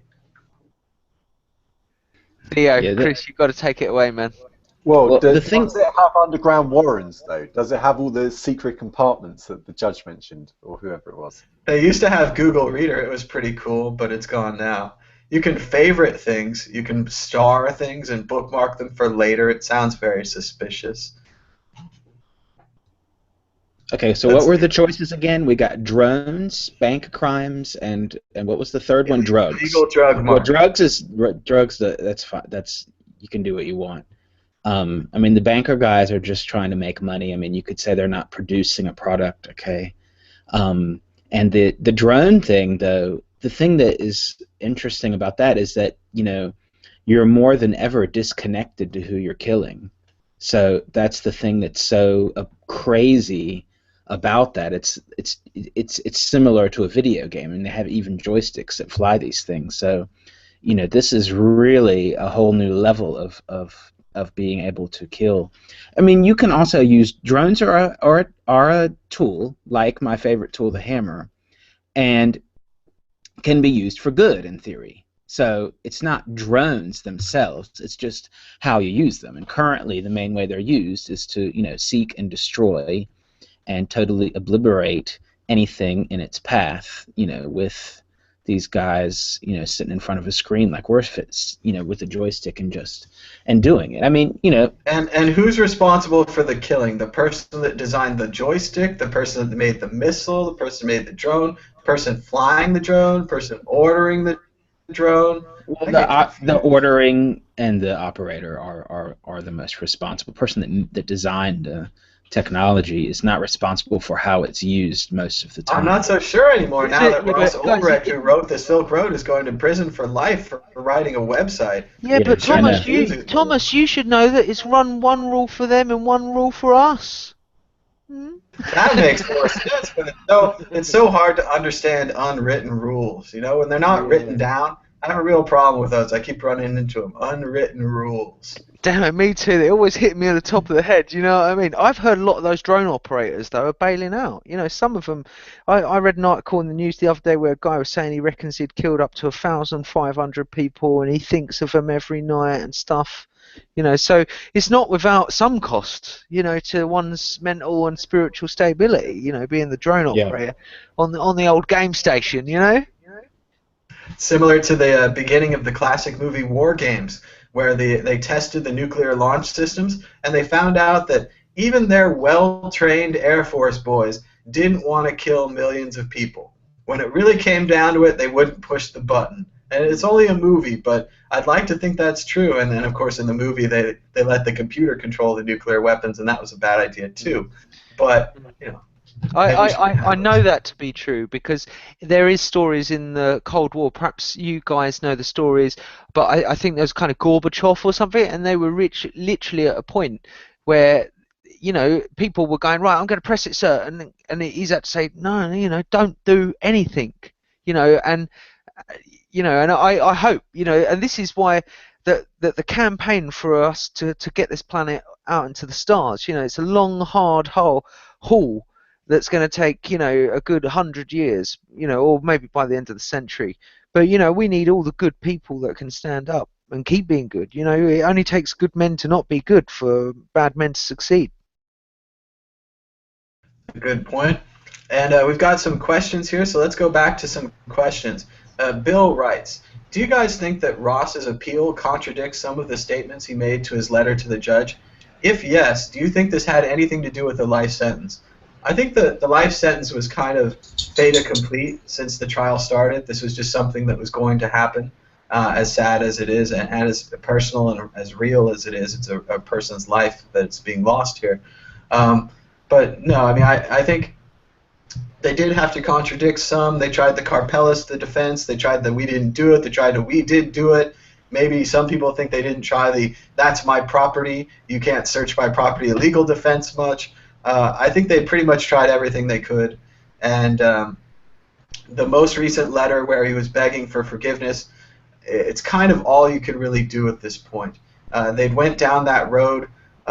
They could have chosen from the beginning to be the Dread Pirate Roberts in this trial. But I don't think that we saw the trial of the Dread Pirate Roberts. The libertarian ideals of the open and free market were not really put on trial here. We saw the trial of a person, a fallible and normal human being who is now convicted to life in prison. Hey, real quick before you go on to the next questions and everything, I'm going to duck out. I just wanted to say my outro and everything like that. Thanks for having me and all that. It was really good talking with you guys. I'm really sorry about forgetting a couple things. Shem, I do remember. I'll email it to you what it is. I actually wrote it down so I wouldn't do it again. But I just wanted to conclude by saying, along with most of you guys, or all you guys think this is bullshit. I don't buy the attitude the judge has. Whether she's a professional judge or not, I think that's the wrong idea. I mean, I don't know her character, I don't know her person, I don't know her other decisions, but I think that's a wrong argument for such a conviction for life in prison, violence. That's just not going to work. And lastly, this is just reflective of everything that happens. I don't remember the man's name.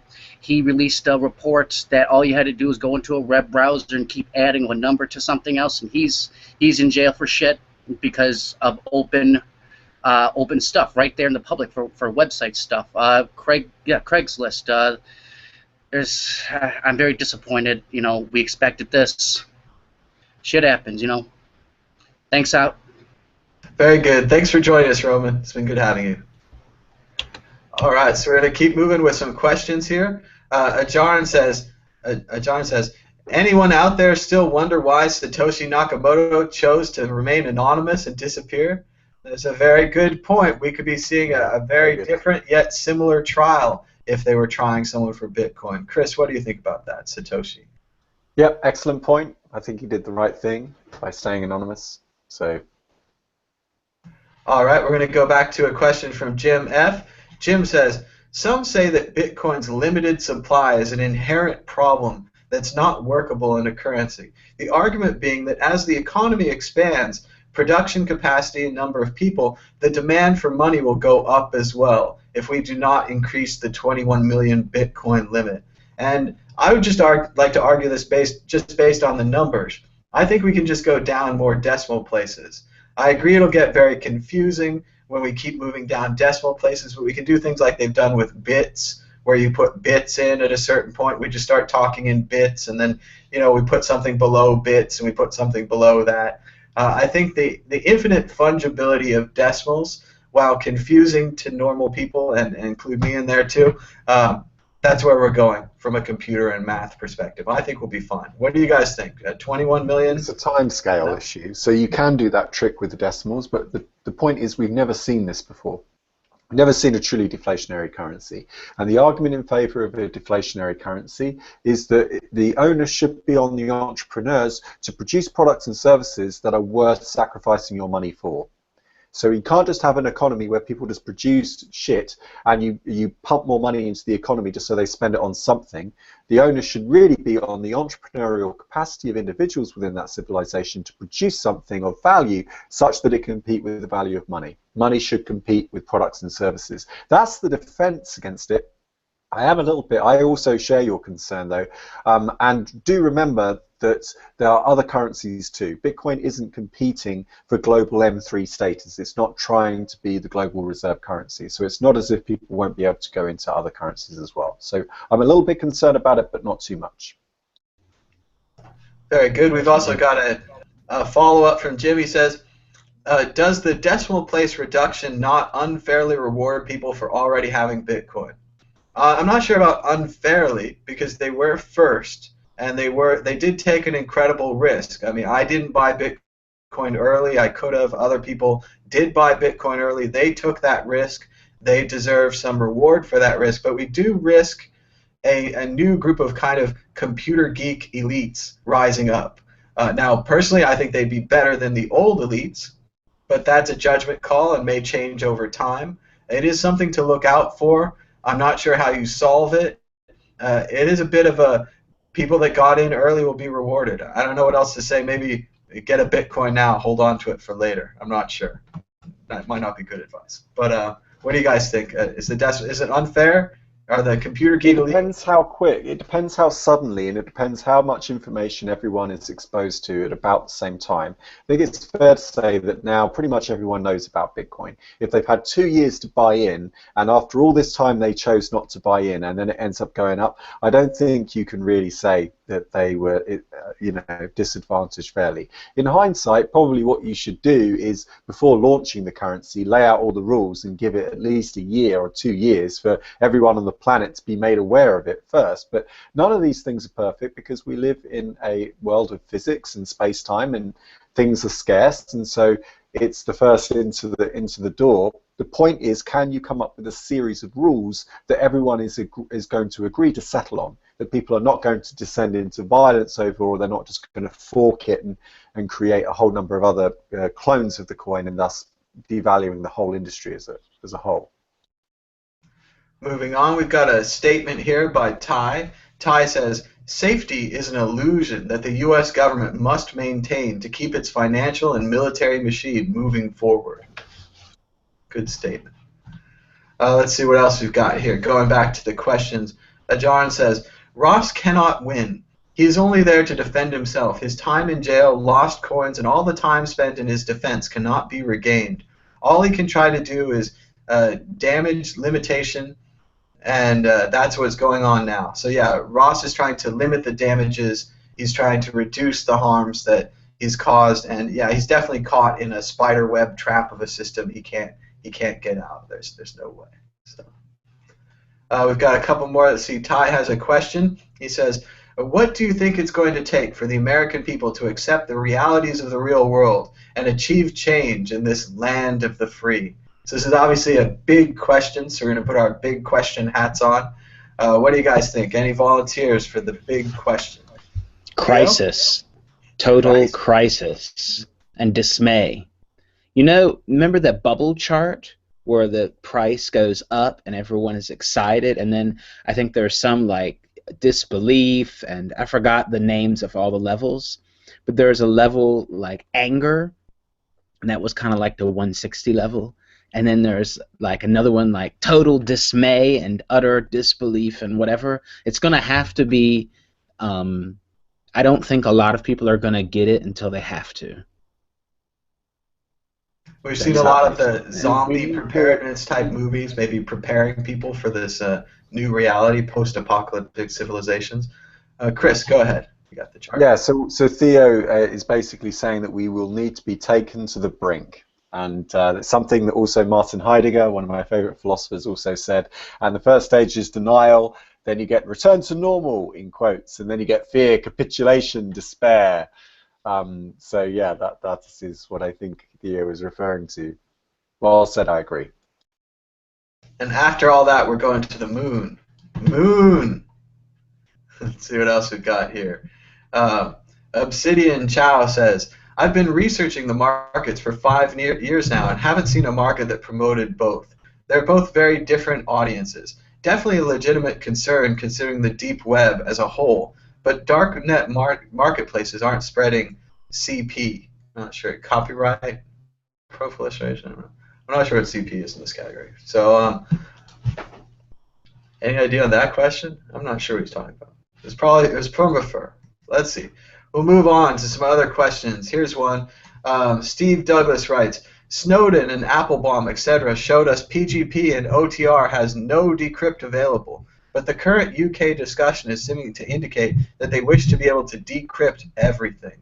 And I would agree. I think the government has taken a position publicly now, both in the UK and in the US, that they need to be able to decrypt our files to keep us safe.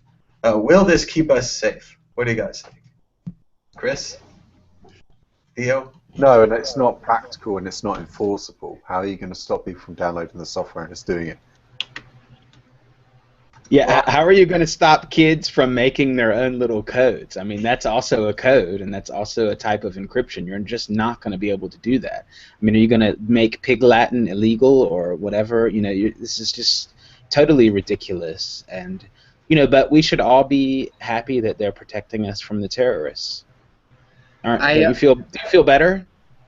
I mean, are you really keeping up the pretext here that they're outside terrorists? Because the most people that are infringing on my freedom is my very own government. And I think that maybe this will be a point where some people realize that it's just a sham. I don't know what to say. I'm so disgusted. I haven't even said anything because I've just been sitting here, like, waffling in and out of the conversation in my mind, like, thinking about how truly awful this is. I know you guys are like, oh, we were expecting him to get life, but I wasn't, because I guess I don't know, for a number of reasons, but I keep thinking about how all these moments are going to pass by and all these changes are going to happen in all of our lives, and he's still going to be behind some sort of bars with, you know, violent guards, violent prison population, trying to do something good, but I mean, maybe he'll lose hope. I mean, who knows? Look at what happened with Aaron Schwartz. He killed himself under these threats. And, I mean, all kind of symbolism aside, this is a man that's going to have to go through this, and I just don't think it's something we should forget. You know, it's but I don't know how to deal with it either, because otherwise you just end up being pressed all the time about it. You know what I mean? Like, there's nothing really great to take away from that. You know? Okay, it is very sad. It's a waste of a person's life. And to lock him up, and obviously he's obviously an interesting person. He could excite all of these people with his ideas about the open marketplace. And yeah, you bring up Aaron Schwartz. It's a very sad story. I remember when he downloaded all those JSTOR articles. I was still in college. I thought it was the coolest thing ever. It was one of the greatest ideas he took. Basically, for anyone that doesn't know, there's private journals in the U.S. like JSTOR, which store scientific journals, historical journals, other things like that, articles, basically, that you have to pay to get access to. And, high money to get high money, absolutely. dollars. Lots of money. Usually, a lot of people, you know, come and get pirate access by going to the university, because the university will pay to get you access to these journals. But what Aaron Schwartz did is he wrote a computer program, went in and downloaded a whole bunch of these journals, thousands of them, and then he published them all on the internet so anyone could have them. And it was kind of a prank, and it was kind of a beautiful thing, and it was kind of an expression of free data and all of those things. And sadly, by the time they got to him with all the things that they threatened him, he did commit suicide. And it is a very sad story to hear the loss of Aaron Schwartz. And it is similar to what's happening now with Ross, another computer person that's been lost. And do you know what? I thought it was really, really bad about that poor guy, because I remember when that happened, and I thought those guys were the freedom of sharing information. Isn't that academia?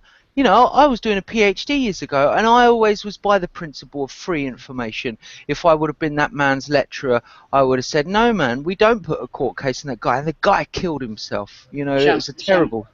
We've been over this. Remember, that's a different universe. These people think they need the money. Well, this is the point, isn't it? That they have the control. They're not going to give it up. They don't. I love your dog, by the way, dude. Oh, thank you. Purebred. Real quick. I came back because you guys were discussing encryption real quick right before Tatiana was talking. I want to give you guys a little bit of hope about that. You know, we've been very, very somber this whole time.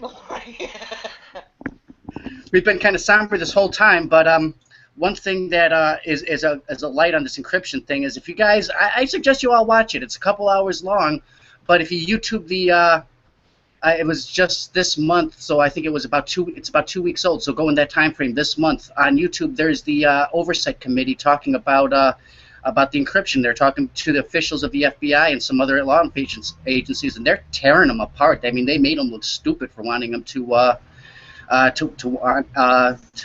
the encryption keys. So just thought I'd give you guys a little bit of hope on that one. If you look it up, I mean, it'll be really cool. You'd love it, Shem. It is very true that the back doors that allow the government access make us all unsafe, because hackers could gain access to the back doors, as well as bad agents within the government. So yeah, better to have real. Why don't I just give them the key to my house? I mean, they might need to protect me, and then I know. I mean, it's safe. They don't need a key. They got a RAM. They just want a copy on file. They just want to save it. Your house is their house, so it doesn't matter if they break it. Sorry. Let's go to another question from Jim. Going back to our philosophical discussion we're having here, he says, is free market anarchy necessarily desirable? Everyone desires freedom, but is not ISIS a shining example of what can happen when similar thinking people are allowed to freely associate in the absence of a state? No. What gave rise to ISIS? No, let's not forget, it's about the hammers, and it's not about,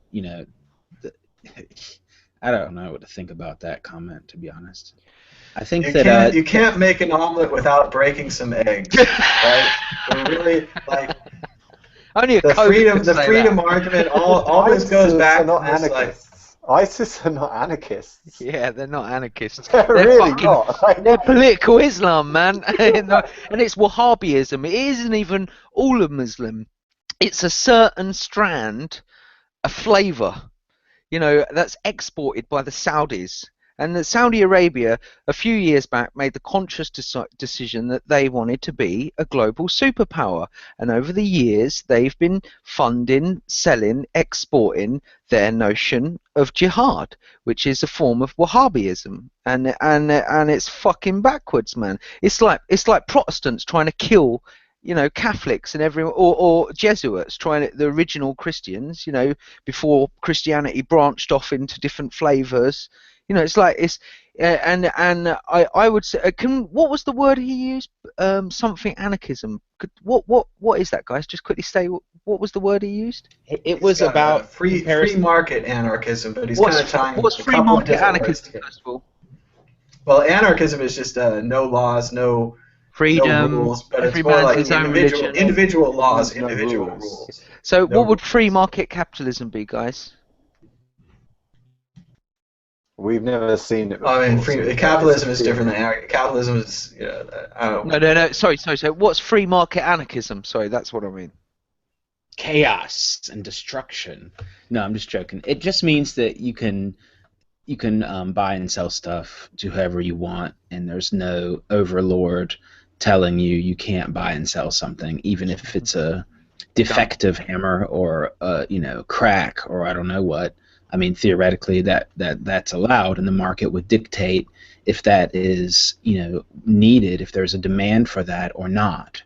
So, I mean, that's the basic overview of it. I think. I don't know if we want to get into we do have an update from the Ross Ulbricht trial. We're hearing from @YaroRT, the RT reporter that is there, that the defending lawyer of Ross Ulbricht is talking to the media. Ross's mother, Lynn, is absolutely devastated. The lawyer says that he confirms there will be an appeal filed in the Silk Road trial, and the mother, we need support to appeal. Please go to freeross.org. And she says that there's still a lot of questions about the integrity of this case, and that Lynn fears for Ross's life within the walls of a maximum security prison. Yeah, the guy's not going to last 2 minutes, man. Why is he in a maximum security prison? What is up with that? Because they're throwing the book at him again, isn't it? Because he's a kingpin. He's a kingpin. Yeah, I can imagine. I can imagine. In one cell, we've got Dr. Evil. In another cell, we've got fucking another supervillain, and then poor old Ross on his laptop. And then we got Mark Zuckerberg in the next cell. on Facebook. Yeah, the guy that made a website. Yeah. Yeah, oh man, it's a shame, innit? Everyone gets some support out of it for free war, so I hope they fight against it. What stupid hypocrisy! They're throwing the book at the guy. You know, again, it's old guys that have got no inclination on modern technology, and their old systems have got no relevance to these new. Is there any more great questions as well, Thomas? We've had so many fantastic questions, and I'm loving the questions. Good tonight. Really, really good questions tonight. Well, let's see. Jim says basically Neil Stephenson's Snow Crash. So I like that. That's a great book. Glad that we have that in common. If anyone hasn't read Snow Crash, I would suggest that. A fun, lighter book after today's kind of heavy discussion. A great book about virtual reality and thoughts. We did it on the World Crypto Network Book Club, actually. So if you want to check it out, you could read along with us. That's part of our program. We used to do those. We had more time. We did get a picture here from Twitter. Let me pull this up. This is Ross Ulbricht's family outside the courthouse. So let's just think about them and think about that. You know, this is a personal thing. This is their son. This is his sister. And that if you would like to, if you have any Bitcoin lying around, maybe a few dollars, and you'd like to donate to support their goal to appeal this case, you can donate at freeross.org. Or by clicking the QR code on your screen with your Bitcoin wallet. You can pause the page here, and it'll stay frozen for you. I'm really glad you brought up that guy that hacked those journals, because I didn't know his name, and I was thinking about him earlier in the show. And that guy, you know, I could honestly say, you know, none of us, you know, prison is a horrible experience. I've been very fortunate enough never to been on the wrong side of the law. And I certainly, my heart goes out for anyone that is, you know, at the wrong end of the law, especially something injustice. And I suppose, you know, it really is a political prisoner. You know, he's not a Los Zetos drug baron. He hasn't cut off someone's head. He hasn't mutilated dead bodies. He hasn't, you know, purposely went and fucked people up. I think he fucked up. I think, you know, if I was his conscience, I would have said to him, Ross, you know, you got to pull out. You've got to pass it on. You've got to, you know, spread it going on. You know, the establishment isn't necessarily going for these other drug markets in the same intensity. I think because it was the first one, it's like they want to shoot it down. They want to shoot it down hard. You know, it's another game of cowboys and Indians. You know, for these guys, that's the way they kind of think of those sort of things. And unfortunately, you know, it's played out in their court. You know, with their rules, and you know, and unfortunately, you know, there's no winning against these kinds of things in that scenario. But I only hope that they win their appeal, and they really, you know. But it isn't a sad day. You know, he is a political prisoner. He's up there with Snowden.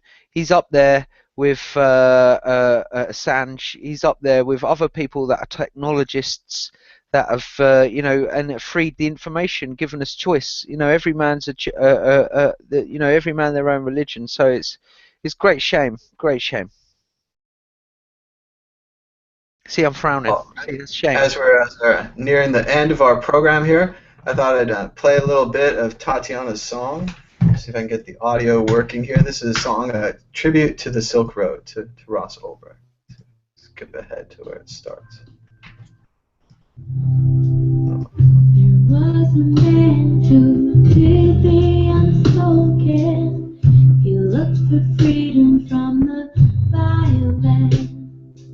No one is perfect when there's new ground broken.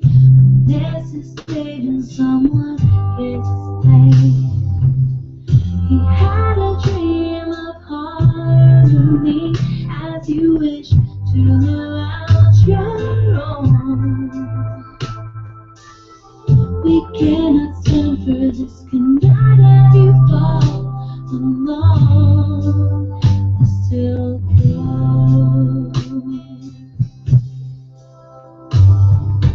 This ain't the movies, there's a war in the street. Innocent are in jail. We pray for justice and we wanna be free, and hope the truth will prevail. We had a dream of harmony as you wish to live out your own.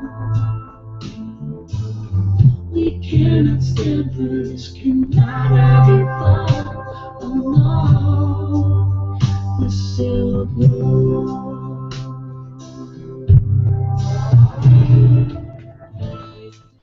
Well, that only made me sadder. How are you guys doing? Probably a good note to end on here, so I think we'll go for maybe just a one more final thought from everybody. We've been on for about, I don't know, 3 or 4 hours or something. The Silk Road verdict has come down. Ross Ulbricht has been convicted of life in prison for running a website, what many of us have feared and has now come true. Chris, your final thoughts. We're going to just go down the line here. Yeah, thanks, Tom. Well, thank you to everybody, all 62 of you right now that are tuned into this. You've stuck with us. We waited very, very patiently for a few hours until the announcement was read out, and that's going to continue because his family are going to appeal this. We're not going to forget Ross. We're not going to forget what he did, even when these drugs will be, legalized over the next 10 to 20 years as public opinion moves on and we get our freedoms. And we're not going to leave Ross to stay in prison on his own. We're not going to let everyone just forget about what he did because he was there, he got the arrows in his back, and one day I think we'll look back at it and nobody will even care what he did. It'll just be normal to us then. So thank you everyone who tuned in today. Theo, your thoughts? Yeah, of course, I think it's a real shame, and I didn't expect a life sentence, but I have no idea what they're thinking about, how much time you should give someone for making a website. Of course, it makes no sense to me. I think that he's a political prisoner. I know you could get technical about, what the definition of that is, but I think the trial was a lot more to do with political things than the actual crime itself. And I think the comment from the judge about there's no way in hell that it prevented violence, where we even have, third-party research that says the opposite of that, is a kind of good example of that, and I think we need to keep that in our mind too.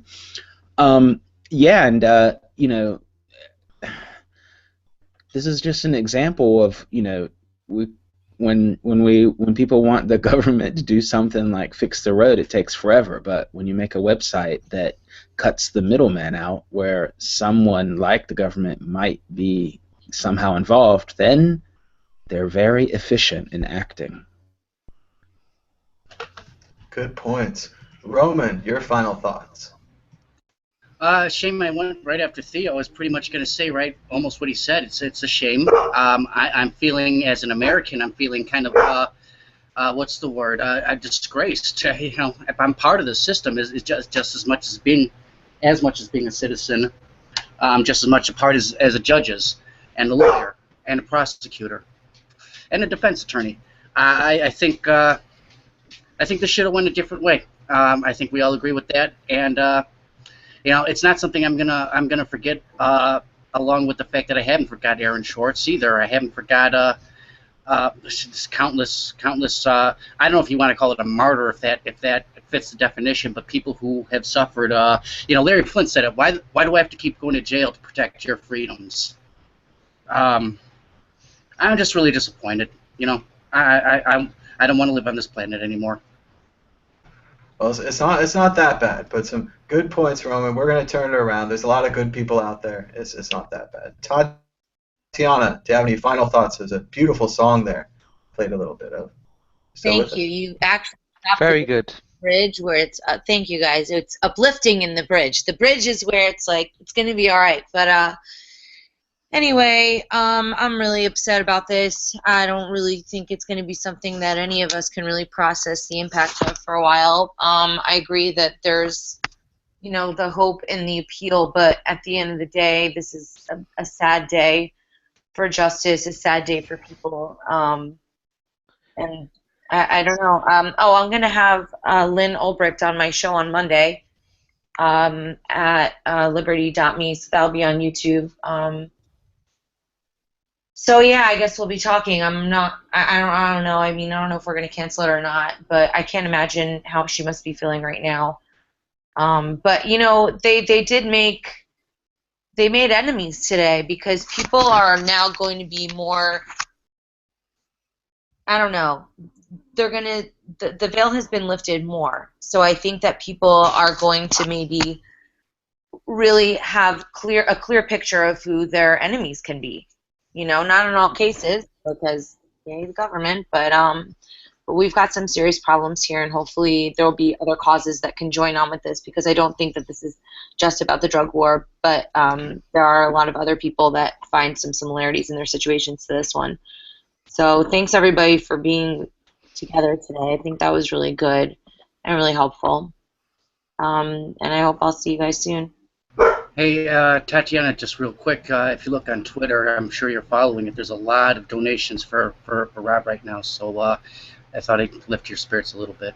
Yeah, well, I mean, that's great. But you gotta keep it coming, you know? Like, it costs over 20 plus thousand a month to keep that case going. These are not wealthy people. So, I mean, I know I'm preaching the choir with you guys because you guys aren't going to let it go, but I think we should encourage others to make sure that they remember. Hey, actually, Chris, can this pro tip thing, can it make it so somebody could automatically donate to Ross's page every month? Yeah, sure. Yeah, she does it weekly, but yes. Okay, even better. All right, cool. So maybe, can people use that yet or no? At the moment, it's shareware. So if you know someone who received it, or if you just tweet me out, I can send you the software. But we should be sending it out in the next month or so. I'm really excited about that project. All right, thanks everybody. Peace out. All right, and Shem, do you have any final thoughts? Oh, such a difficult one, isn't it? Because it's left us on a down. This is the reality of the war to make the world a better place, to get us off the planet.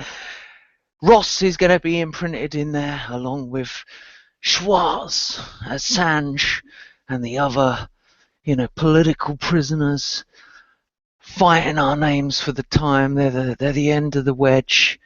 And I suppose I ain't sad, because I knew this was going to happen. I know that these guys play this way. And I don't want anyone to be sad out there. I want everyone to sort their lives out. I want everyone to get activated, get radioactive with progressive change, so that we can transform humanity and transform the planet, and not let. And these things galvanize us. These things bring us to clarity. And Tatiana, you said it perfectly, in such eloquence, may I say, that these things bring all the people and all the ideas together that are the bad ideas. These are the things that crystallize negativity in such a way. And Ross's name goes up there with the others, man, for me. That's how I'm going to feel about it. I'm more, I haven't forgotten about Gary McKinnon, the guy that hacked into NSA, and he got extradited. Don't know about you guys, and it's a deep, dark world we live in there. So I would like to thank all of you wonderful people for your fantastic educated opinions, and everyone out there for the wonderful questions. And I only hope that people feel, in these dark, solemn moments, one takes the time to think and crystallize their own opinions and crystallize their own direction in their own life. And I hope that we can learn from the mistakes of others. But he is, and his name will go down as one of the cyber pioneers. He's a guy that made something. He's a true counterculture, and I know they'll be singing his songs in cyberspace for a long time. So my heart goes out, Ross. We're with you, buddy. Love and light. Good closing point, Shem, and I would just totally agree. I think we will not forget Ross Ulbricht, and this can be a positive moment. This can be a turning point, a teaching point, where people studying law, people studying the drug war can go back and say, when people saw that happen, when they saw someone go to jail for life for a website, they knew the drug war was wrong. They knew how absurd and Orwellian and just ridiculous it had gotten. And maybe it all changes today and we turn it all around. But I'd definitely like to thank our viewers here. Thanks to everyone who wrote in questions. We had a great philosophical debate about child pornography and the goods of technology, for the way handoff back and forth. You can follow us on Twitter at MadBitcoins or at World Crypto Network. Everyone, please subscribe on YouTube. There's a little subscribe button. It tells you when we make new videos. That's really important to us so we can get the new videos out. Thanks to everyone who retweeted us, donated to Ross. Thanks to the reporters who were in the area from RT. Actually, I have their Twitter pictures here, so I'll open them up, give them a plug, because they gave us the information that we needed on the ground today, and we thank them. We have at Pete Brush, a Law 360 reporter covering New York. We have at Yarrow_RT, a New York City-based RT reporter. We have at Erica Fink, a CNN senior tech producer. And we have at Carrie_Paul, who is reporting from Motherboard magazine. And we'd like to thank them for their information on the ground. Thanks to everyone else who reported on this. Thanks to Julia for joining us a little earlier. And everyone else who joined us today. Derek was with us a little earlier. Thanks to Derek as well. And that's about it. We'll see you next time. Bye-bye.